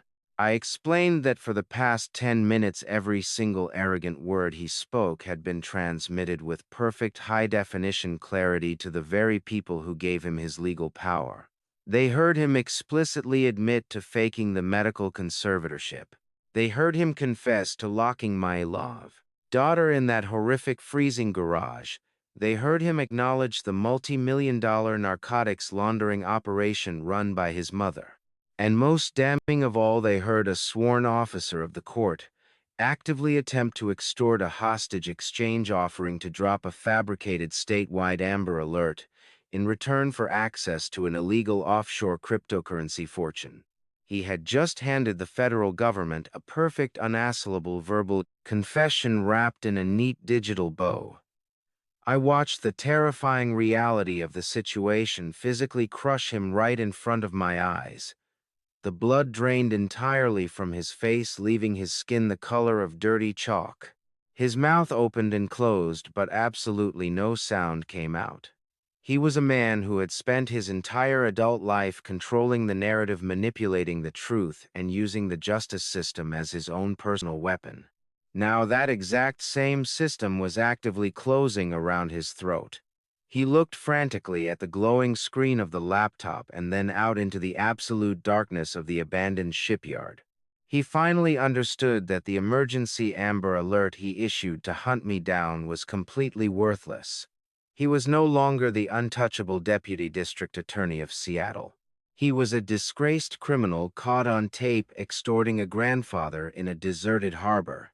I did not pull this operation off entirely by myself while I was hacking the municipal servers from that cheap motel room.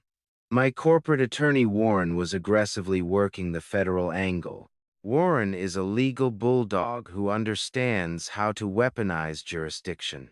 The exact moment I successfully planted the cryptocurrency bait on the computer of Colin Warren, contacted his highest-level contacts within the Federal Bureau of Investigation.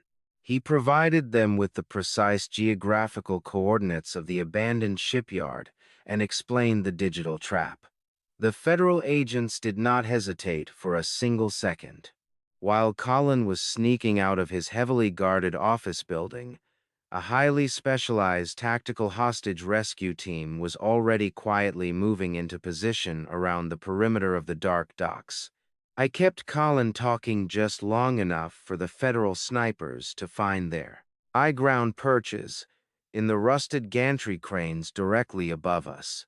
Colin looked back at me, and the sheer panic in his eyes rapidly mutated into something far more dangerous. It morphed into a dark, pure sociopathic rage. He realized his immaculate, prestigious career was permanently dead. He realized his hidden millions were gone forever. He knew he was going to spend the rest of his natural life rotting in a maximum security federal prison. He had absolutely nothing left to lose. His chest heaved violently as he tightened his grip on the small silver revolver. He bared his teeth like a cornered, desperate animal. He decided that if his perfect world was burning to ashes tonight, he was going to make absolutely certain that I did not live to see the sunrise. He raised his right arm, leveling the barrel of the weapon directly at my face. I could see his finger tightening around the trigger mechanism. I did not dive for the ground. I did not try to draw my own concealed weapon. I simply stood my ground beside the steel barrel and stared directly into his eyes, refusing to give him the satisfaction of seeing me afraid. I knew I was not standing alone in the dark. Before the hammer of his revolver could strike the firing pin, a massive, deafening crack echoed from the top of the towering shipping crane above us. It was not the sound of a standard handgun. It was the devastating supersonic boom of a high-caliber sniper rifle. The impact was instantaneous and incredibly violent. A specialized tactical round smashed directly into the right shoulder of Colin with the raw kinetic force of a speeding freight train. The heavy bullet completely shattered his collarbone and neutralized his entire arm in a fraction of a second. The sheer momentum of the heavy sniper round spun his body violently in a circle. The silver Averlade bullet his entire arm. Revolver flew entirely out of his paralyzed hand, splashing harmlessly into the dark, freezing water of the harbor. Colin let out a blood-curdling shriek of pure, absolute agony. His knees buckled instantly, and he collapsed hard onto the wet, oil-stained concrete of the shipyard. He rolled onto his side, clutching his severely ruined shoulder as dark blood rapidly mixed with the freezing rain pouring down around him. His cries of intense pain echoed pathetically against the rusted metal hulls of the massive cargo ships. The trap was completely sprung. The exact second Colin hit the ground, the entire abandoned shipyard was suddenly bathed in blinding, chaotic light. 6 massive armored federal tactical vehicles roared out from behind the decaying warehouses, with their heavy tires screeching aggressively against the wet asphalt. Intense blue and red emergency strobes pierced through the thick coastal fog, illuminating the docks like an active war zone. Dozens of heavily armed federal agents, wearing black tactical gear, poured out of the vehicles, shouting absolute commands over the loud sound of the storm. They moved with terrifying military precision, completely surrounding the bleeding, corrupt prosecutor with assault rifles raised and red laser sights painted directly on his chest. I stood completely still, stepping back from the rusted steel barrel as the agent swarmed the area. A senior tactical team leader approached the laptop, verifying the active audio transmission before shutting the heavy lid. 2 agents roughly grabbed Colin by his uninjured arm, dragging him up from the freezing puddle and slamming his face hard against the steel hood of an armored truck. They did not treat him like a respected colleague of the court. They treated him exactly like the violent cartel associate he truly was. They ratcheted heavy steel handcuffs around his wrists, completely ignoring his agonizing screams about his shattered shoulder. I watched the federal agents strip away the last remaining pieces of his arrogant dignity. The man who had chained my brilliant daughter to a cold garage floor was now bound in heavy iron himself, bleeding and crying in the mud. The false Amber Alert he issued was already being officially canceled across the entire state network. My name was completely cleared before the morning sun even had a chance to rise over the Seattle skyline. I turned my back on the pathetic scene and walked slowly toward the perimeter of the federal blockade. The violent war was officially over. I needed to get back to that cheap motel room. I needed to hold my infant grandson and tell my daughter that the absolute monsters who tortured her were finally locked inside a cage they could never escape. The morning sun broke through the heavy Seattle clouds, casting a cold, bright light over the city.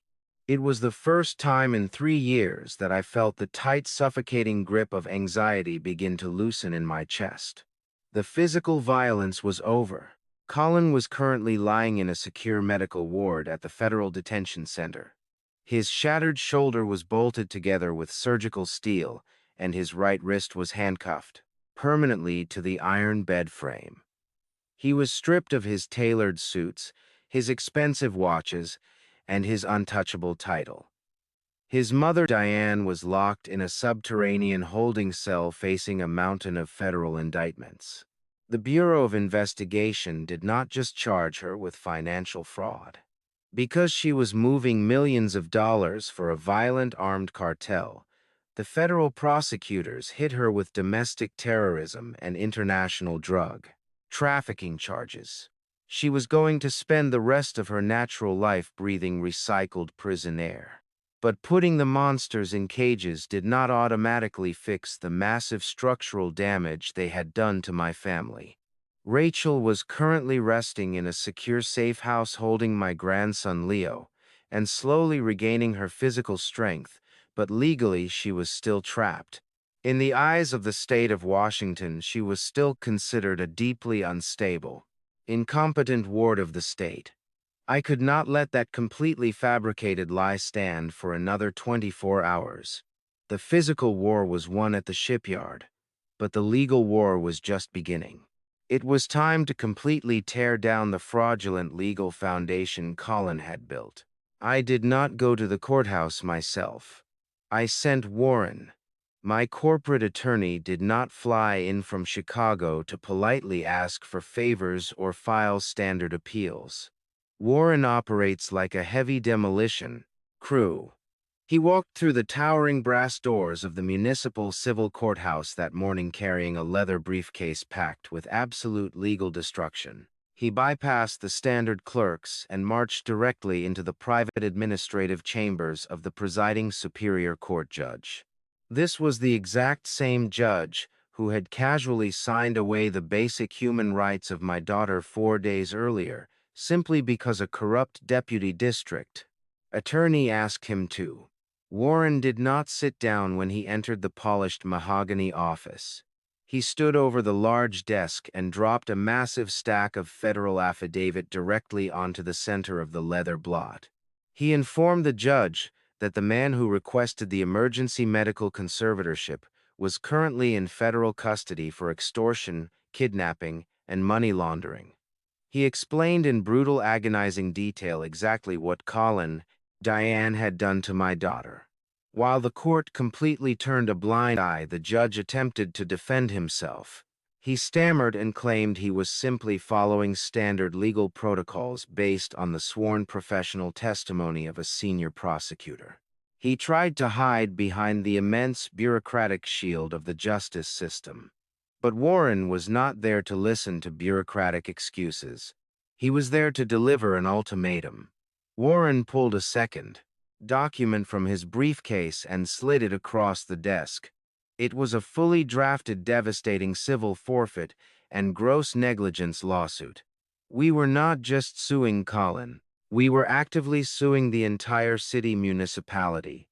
the district attorney office, and the civil court system itself. Warren explained that by allowing a corrupt prosecutor to weaponize their legal authority without a single independent medical verification, the city had actively facilitated the torture of an innocent mother. He promised the judge that, if the conservatorship was not instantly dissolved, he would leak the entire lawsuit to every major national news network in the country. He promised a media circus so massive and so incredibly humiliating that every single elected official in the building would lose their jobs by the end of the week. The strategy was flawless. Bureaucrats and politicians care about one thing above all else. They care about their own public survival. The judge stared at the lawsuit, and the color completely drained from his face. He was absolutely terrified of the impending public fallout. He realized his own signature was at the bottom of the document that allowed my daughter to be chained to a concrete floor. The sheer liability was astronomical. The judge reached for his heavy gold fountain pen with a trembling hand. He did not call for a hearing. He did not ask for a waiting period. He immediately drafted an emergency reversal order. He legally struck down the fraudulent psychiatric evaluation, declaring it entirely invalid and corrupt. With a single stroke of his pen, he completely dissolved the medical conservatorship. Rachel was instantly restored to her full legal status as a competent, autonomous human being. But Warren did not stop there. He pointed out that Colin had used the exact same fraudulent evaluation to secure full custody of Leo. Since the foundational document was now legally void, the custody order was entirely poisoned fruit. The terrified judge nodded quickly, entirely eager to make the nightmare go away. He drafted a second emergency order. He permanently stripped Colin of all parental rights, citing his violent federal crimes and the extreme danger he posed to the child. The judge granted Rachel's sole permanent and unchallengeable custody of her son. Warren walked out of the courthouse an hour later holding two legally binding court orders stamped with the official seal of the state. When he brought those papers back to the safe house and placed them gently into the trembling hands of my daughter, the emotional release was absolutely overwhelming. Rachel read the words on the thick paper and broke down into heavy weeping.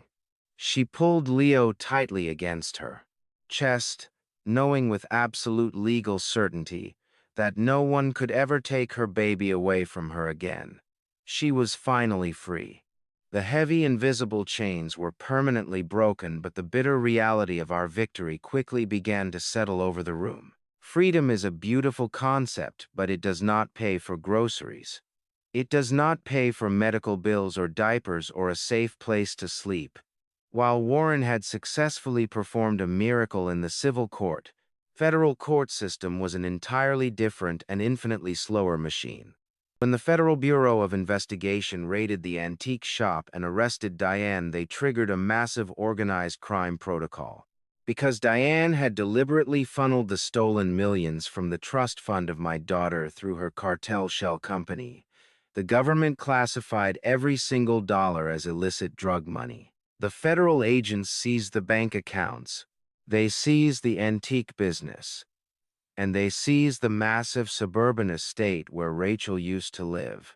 They froze every single financial asset connected to the family. Warren carefully explained the devastating financial reality to us. He told Rachel that her $2.4 million inheritance was currently locked inside a secure federal evidence ledger. The government needed to hold the money while they built their massive racketeering case against the regional narcotics syndicate. The legal process of untangling her stolen trust fund from the cartel drug money would take a minimum of 3 to 5 years of aggressive federal litigation. Even the residential house was locked down as an active crime scene and could not be sold or lived in. And the offshore cryptocurrency fortune that I had drained from the secret accounts of Colin was gone forever. I had deliberately sent those digital coins into a decentralized void to force his hand at the shipyard. I could never retrieve that money without proving I had committed massive federal cyber crimes to get it. Rachel sat on the edge of the bed, clutching her legal papers in one hand and her sleeping son in the other. She looked up at me with tired, hollow eyes. She was officially a free woman. She was the sole guardian of her beautiful boy.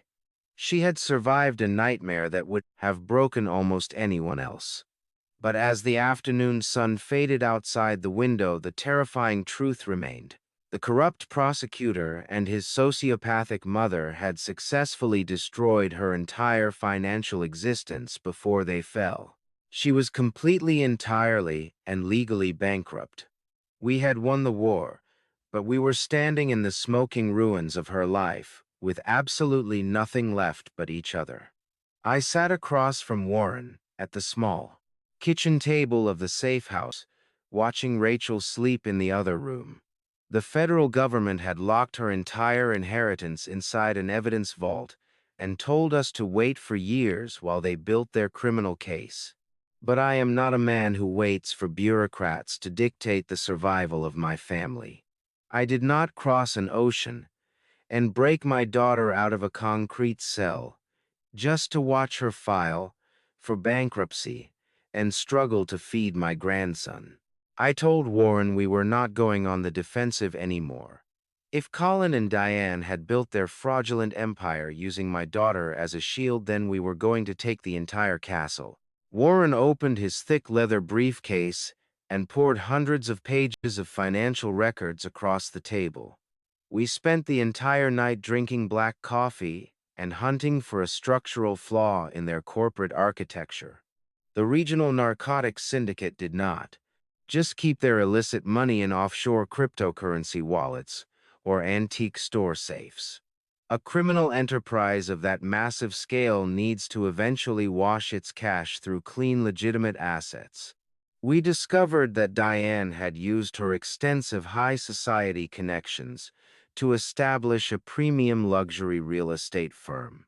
This firm operated entirely above board on paper, purchasing incredibly valuable commercial and residential properties right in the heart of the city.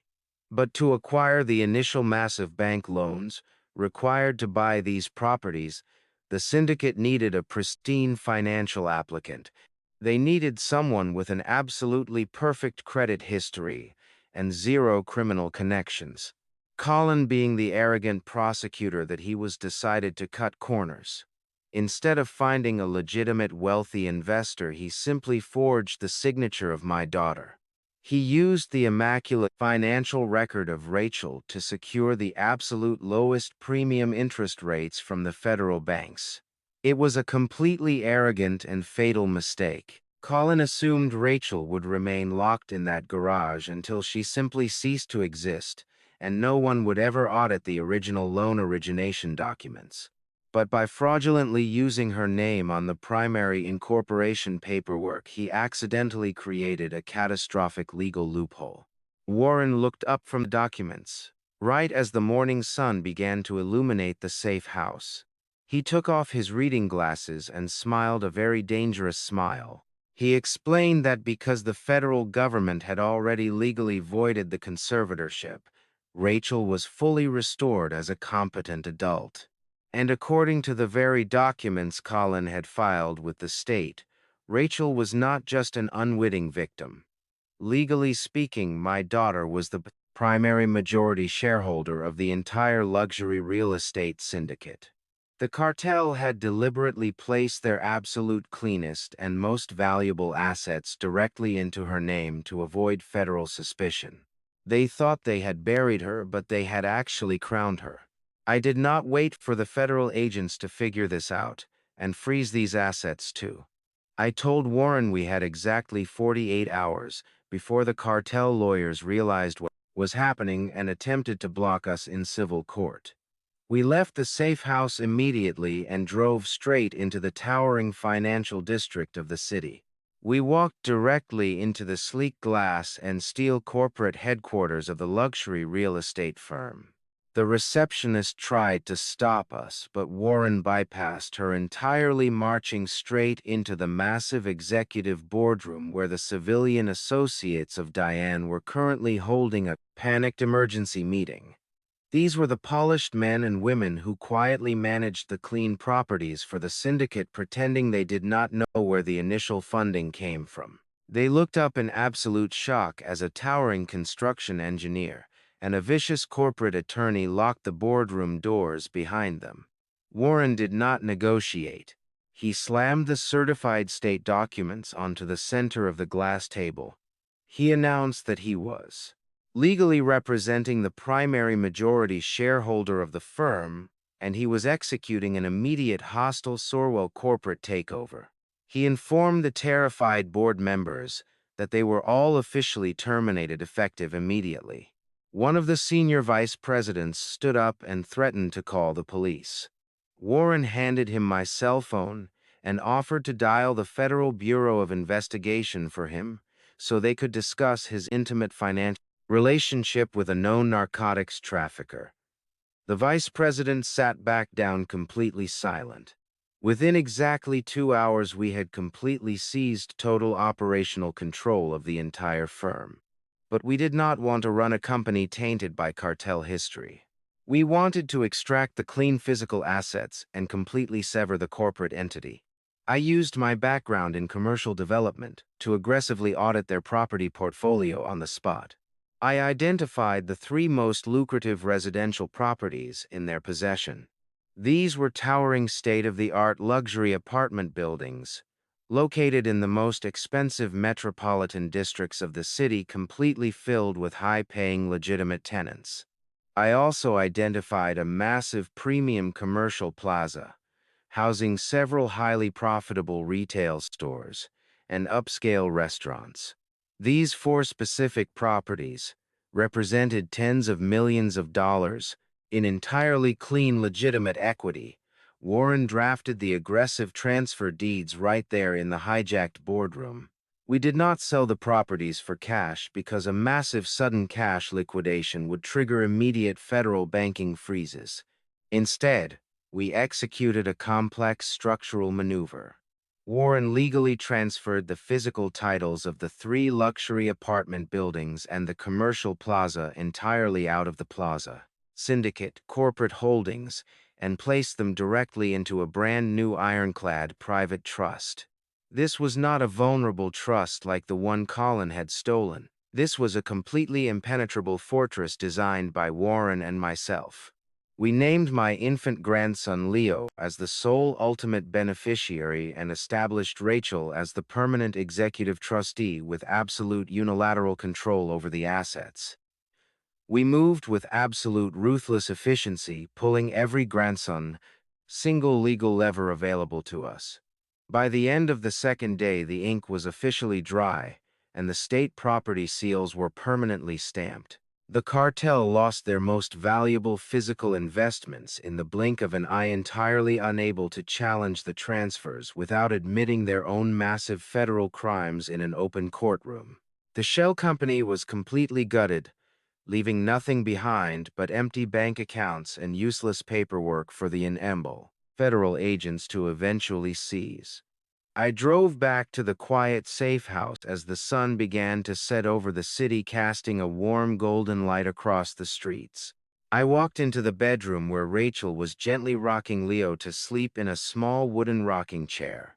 I did not hand her a stack of complicated legal briefs or try to explain the complex corporate structure we had just dismantled. I simply reached into my pocket and handed her a heavy brass key ring, holding the master access keys to 3 luxury high-rises and a commercial plaza. I sat down next to her and watched the profound confusion on her face slowly transform into absolute awe as I explained what we had just done over the last 48 hours. She was no longer a bankrupt victim hiding in the shadows waiting for the government to hand back her stolen life. We had successfully taken the very bricks and mortar her enemies used to build their massive criminal empire, and we used them to pave a permanent golden road for her and my grandson. She looked down at the brass keys shining in her hand, and then she looked up at me with tears of pure gratitude streaming down her face. The financial destruction Colin and Diane intended for her was completely reversed. Rachel was now one of the wealthiest property owners in the entire city, and there was absolutely nothing her abusers could do to stop it. 6 months had passed since the violent storm at the abandoned shipyard and the hostile takeover of the corporate syndicate. I drove my heavy truck through the barren flatlands of the eastern desert, approaching the towering concrete walls and razor wire fences of the Federal Maximum Security Correctional Facility. The sheer contrast between the lush green manicured lawns of the country club where I last saw her and this desolate sun-baked wasteland was absolute. I walked through 3 separate, heavily fortified security checkpoints, emptying my pockets and submitting to the cold mechanical searches.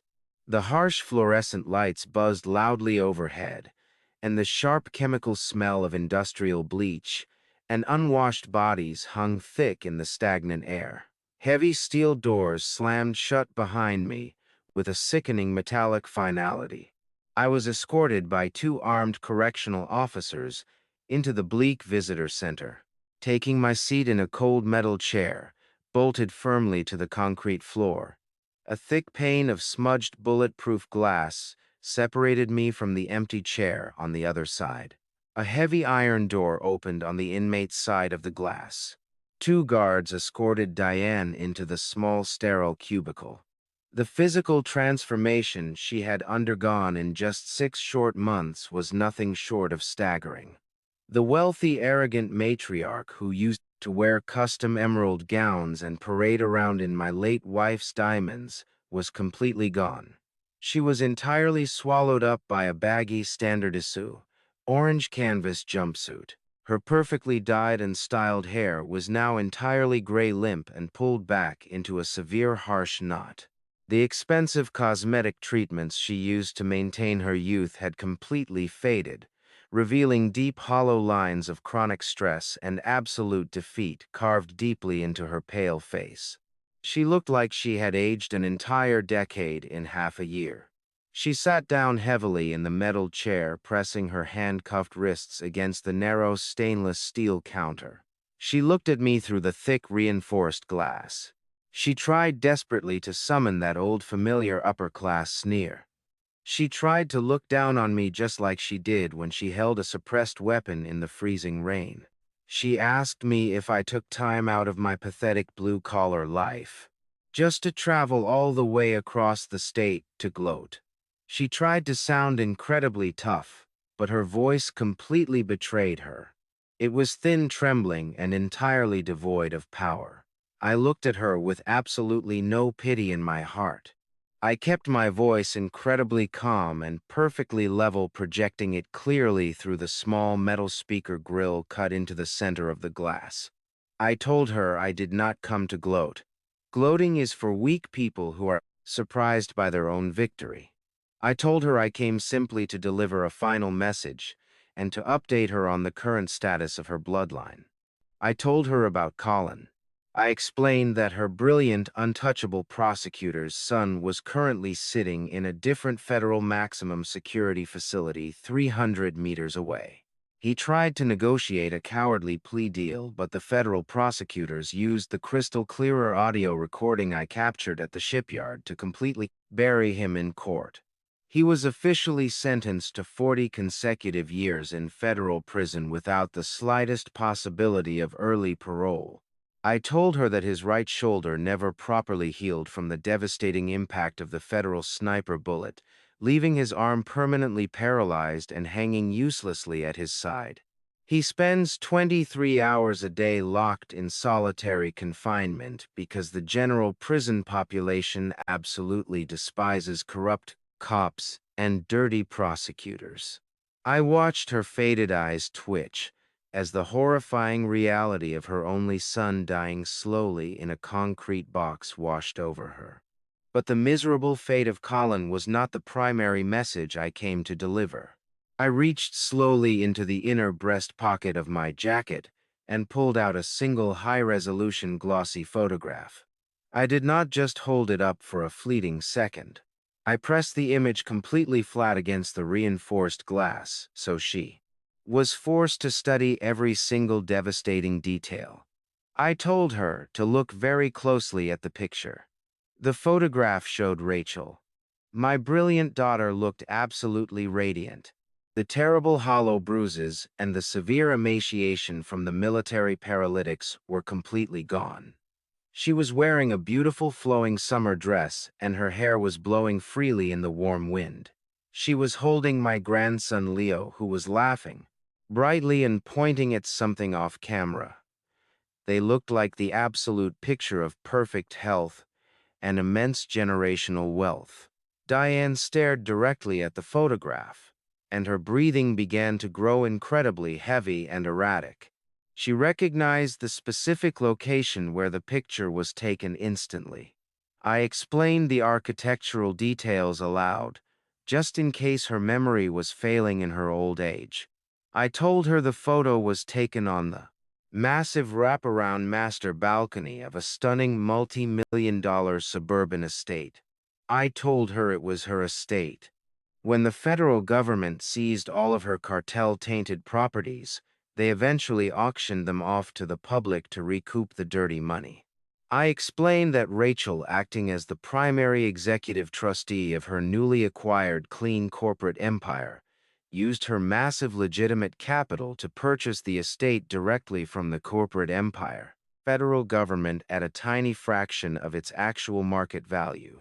We did not just buy the house, I told her. We completely erased her entire miserable legacy from the property. I described how I personally hired a heavy industrial demolition crew to tear down the thick walls of the dark windowless garage where she had chained my daughter to the floor. We completely leveled that chamber of horrors, turning it into dust, and we planted a beautiful bright flower garden in its place, so little Leo could run safely in the green grass. We ripped out every single piece of her expensive antique furniture and threw it directly into a massive commercial dumpster. We completely remodeled the grand ballroom where she used to host her cartel associates, turning it into a massive indoor playroom filled with sunlight and toys. Diane pressed her trembling hands against the thick glass, her eyes locked entirely on the smiling face of the powerful woman she had tried to destroy. A single tear of absolute agonizing defeat rolled down her hollow, wrinkled cheek. I leaned slightly closer to the metal speaker grill, preparing to deliver the final lethal blow to her massive sociopathic ego. I told her we had one final problem. When we renovated the massive estate, the long sweeping driveway leading up to the main house was cracked and outdated, so we decided to pave a brand new one. I looked deeply into her terrified eyes and told her exactly how we funded that specific construction project. I told her that the federal agents missed one tiny safety deposit box when they raided her antique business. It was a box containing the remaining legitimate assets and the physical deed to the storefront itself, which Warren managed to legally seize through a secondary civil forfeit action before the cartel. Lawyers could hide it. I told her we took her entire life's work. We took the very high society antique business she used to pretend she was better than everyone else. We liquidated every single genuine vase, every oil painting, and the physical historic building itself. And we used every single penny of that money to pour the thick black asphalt for the new driveway. I stood up from the cold metal chair and looked down at her broken form.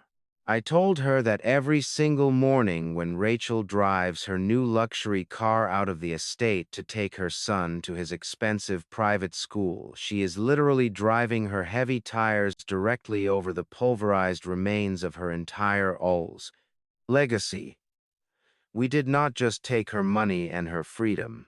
We turned her entire proud existence into gravel for my family to walk on.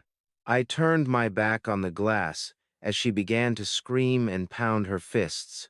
uselessly against the bulletproof barrier, leaving her completely alone in the dark.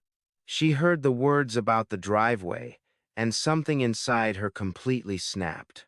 The last shred of her carefully constructed aristocratic sanity simply vanished into the sterile prison air.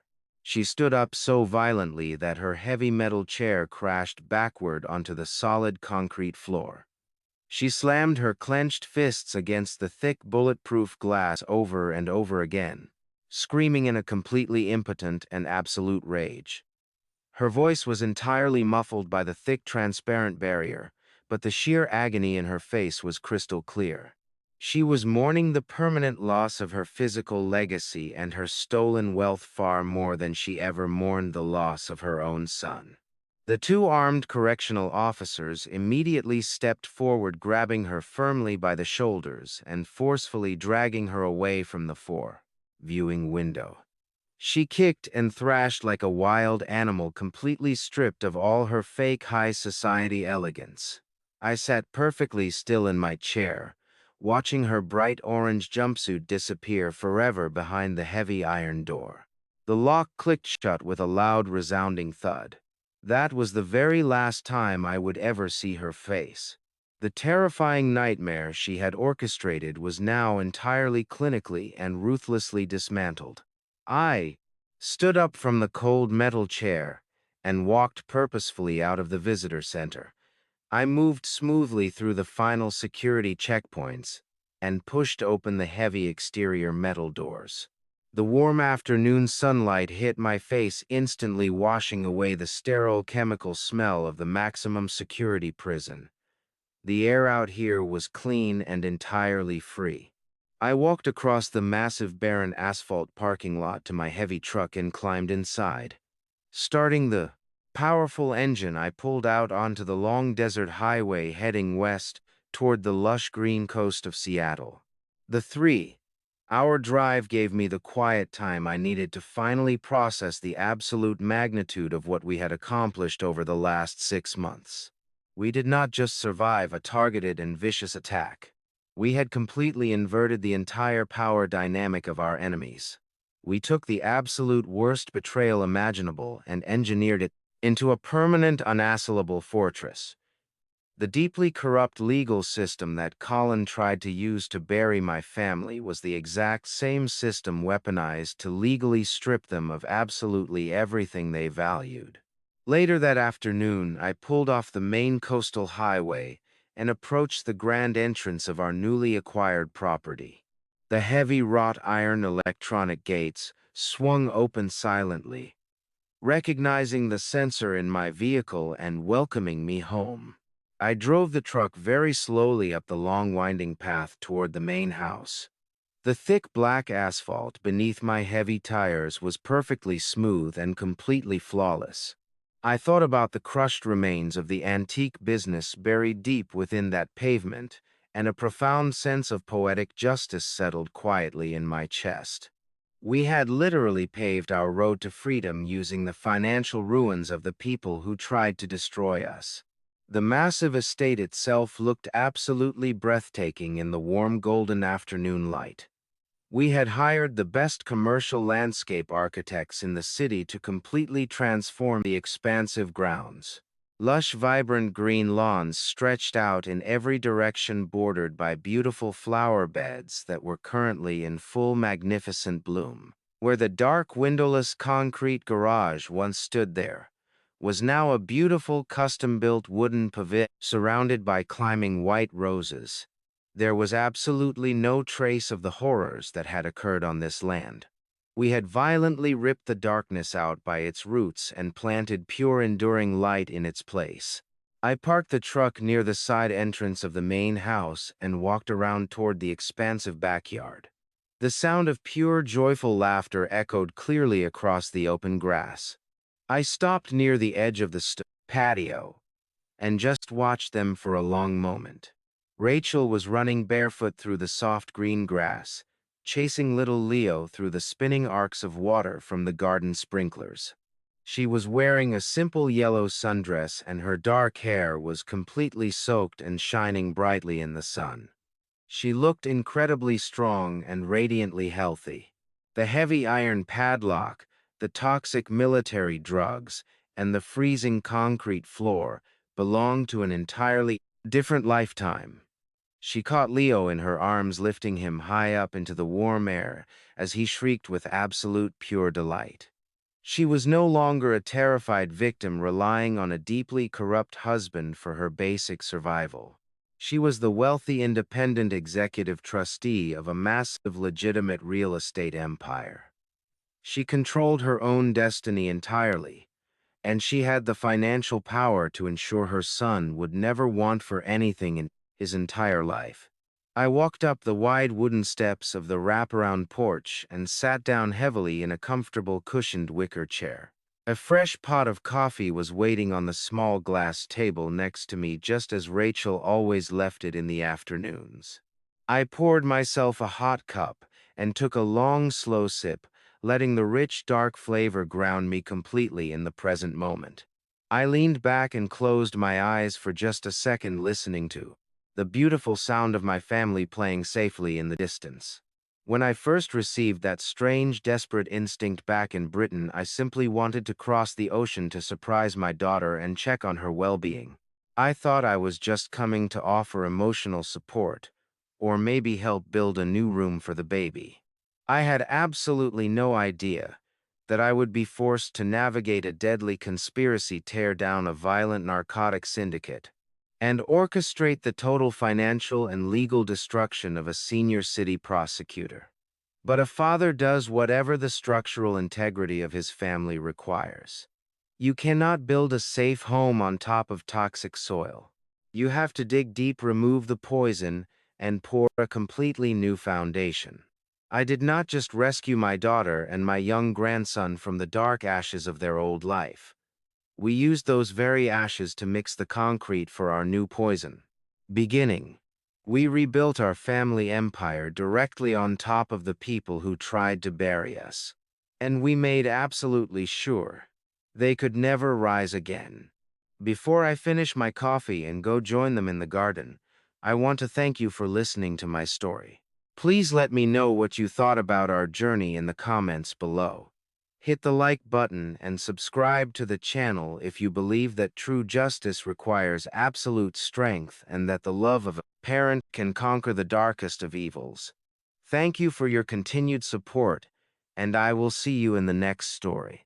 If there is one profound lesson I have taken from this entire ordeal, it is that true strength is not measured by the volume of your voice or the titles you hold, but by the lengths you are willing to go to protect the people you love. Blood and marriage certificates do not automatically create a safe family. Mutual respect, unwavering loyalty, and unconditional protection do. Never underestimate the quiet ones, and never mistake patience for weakness. When the corrupt systems of the world fail to protect your loved ones, you must have the courage to become the architect of your own justice and rebuild your life entirely on your own terms. Please hit the like button, subscribe to the channel, and share your own stories of standing up to toxic family members in the comments below.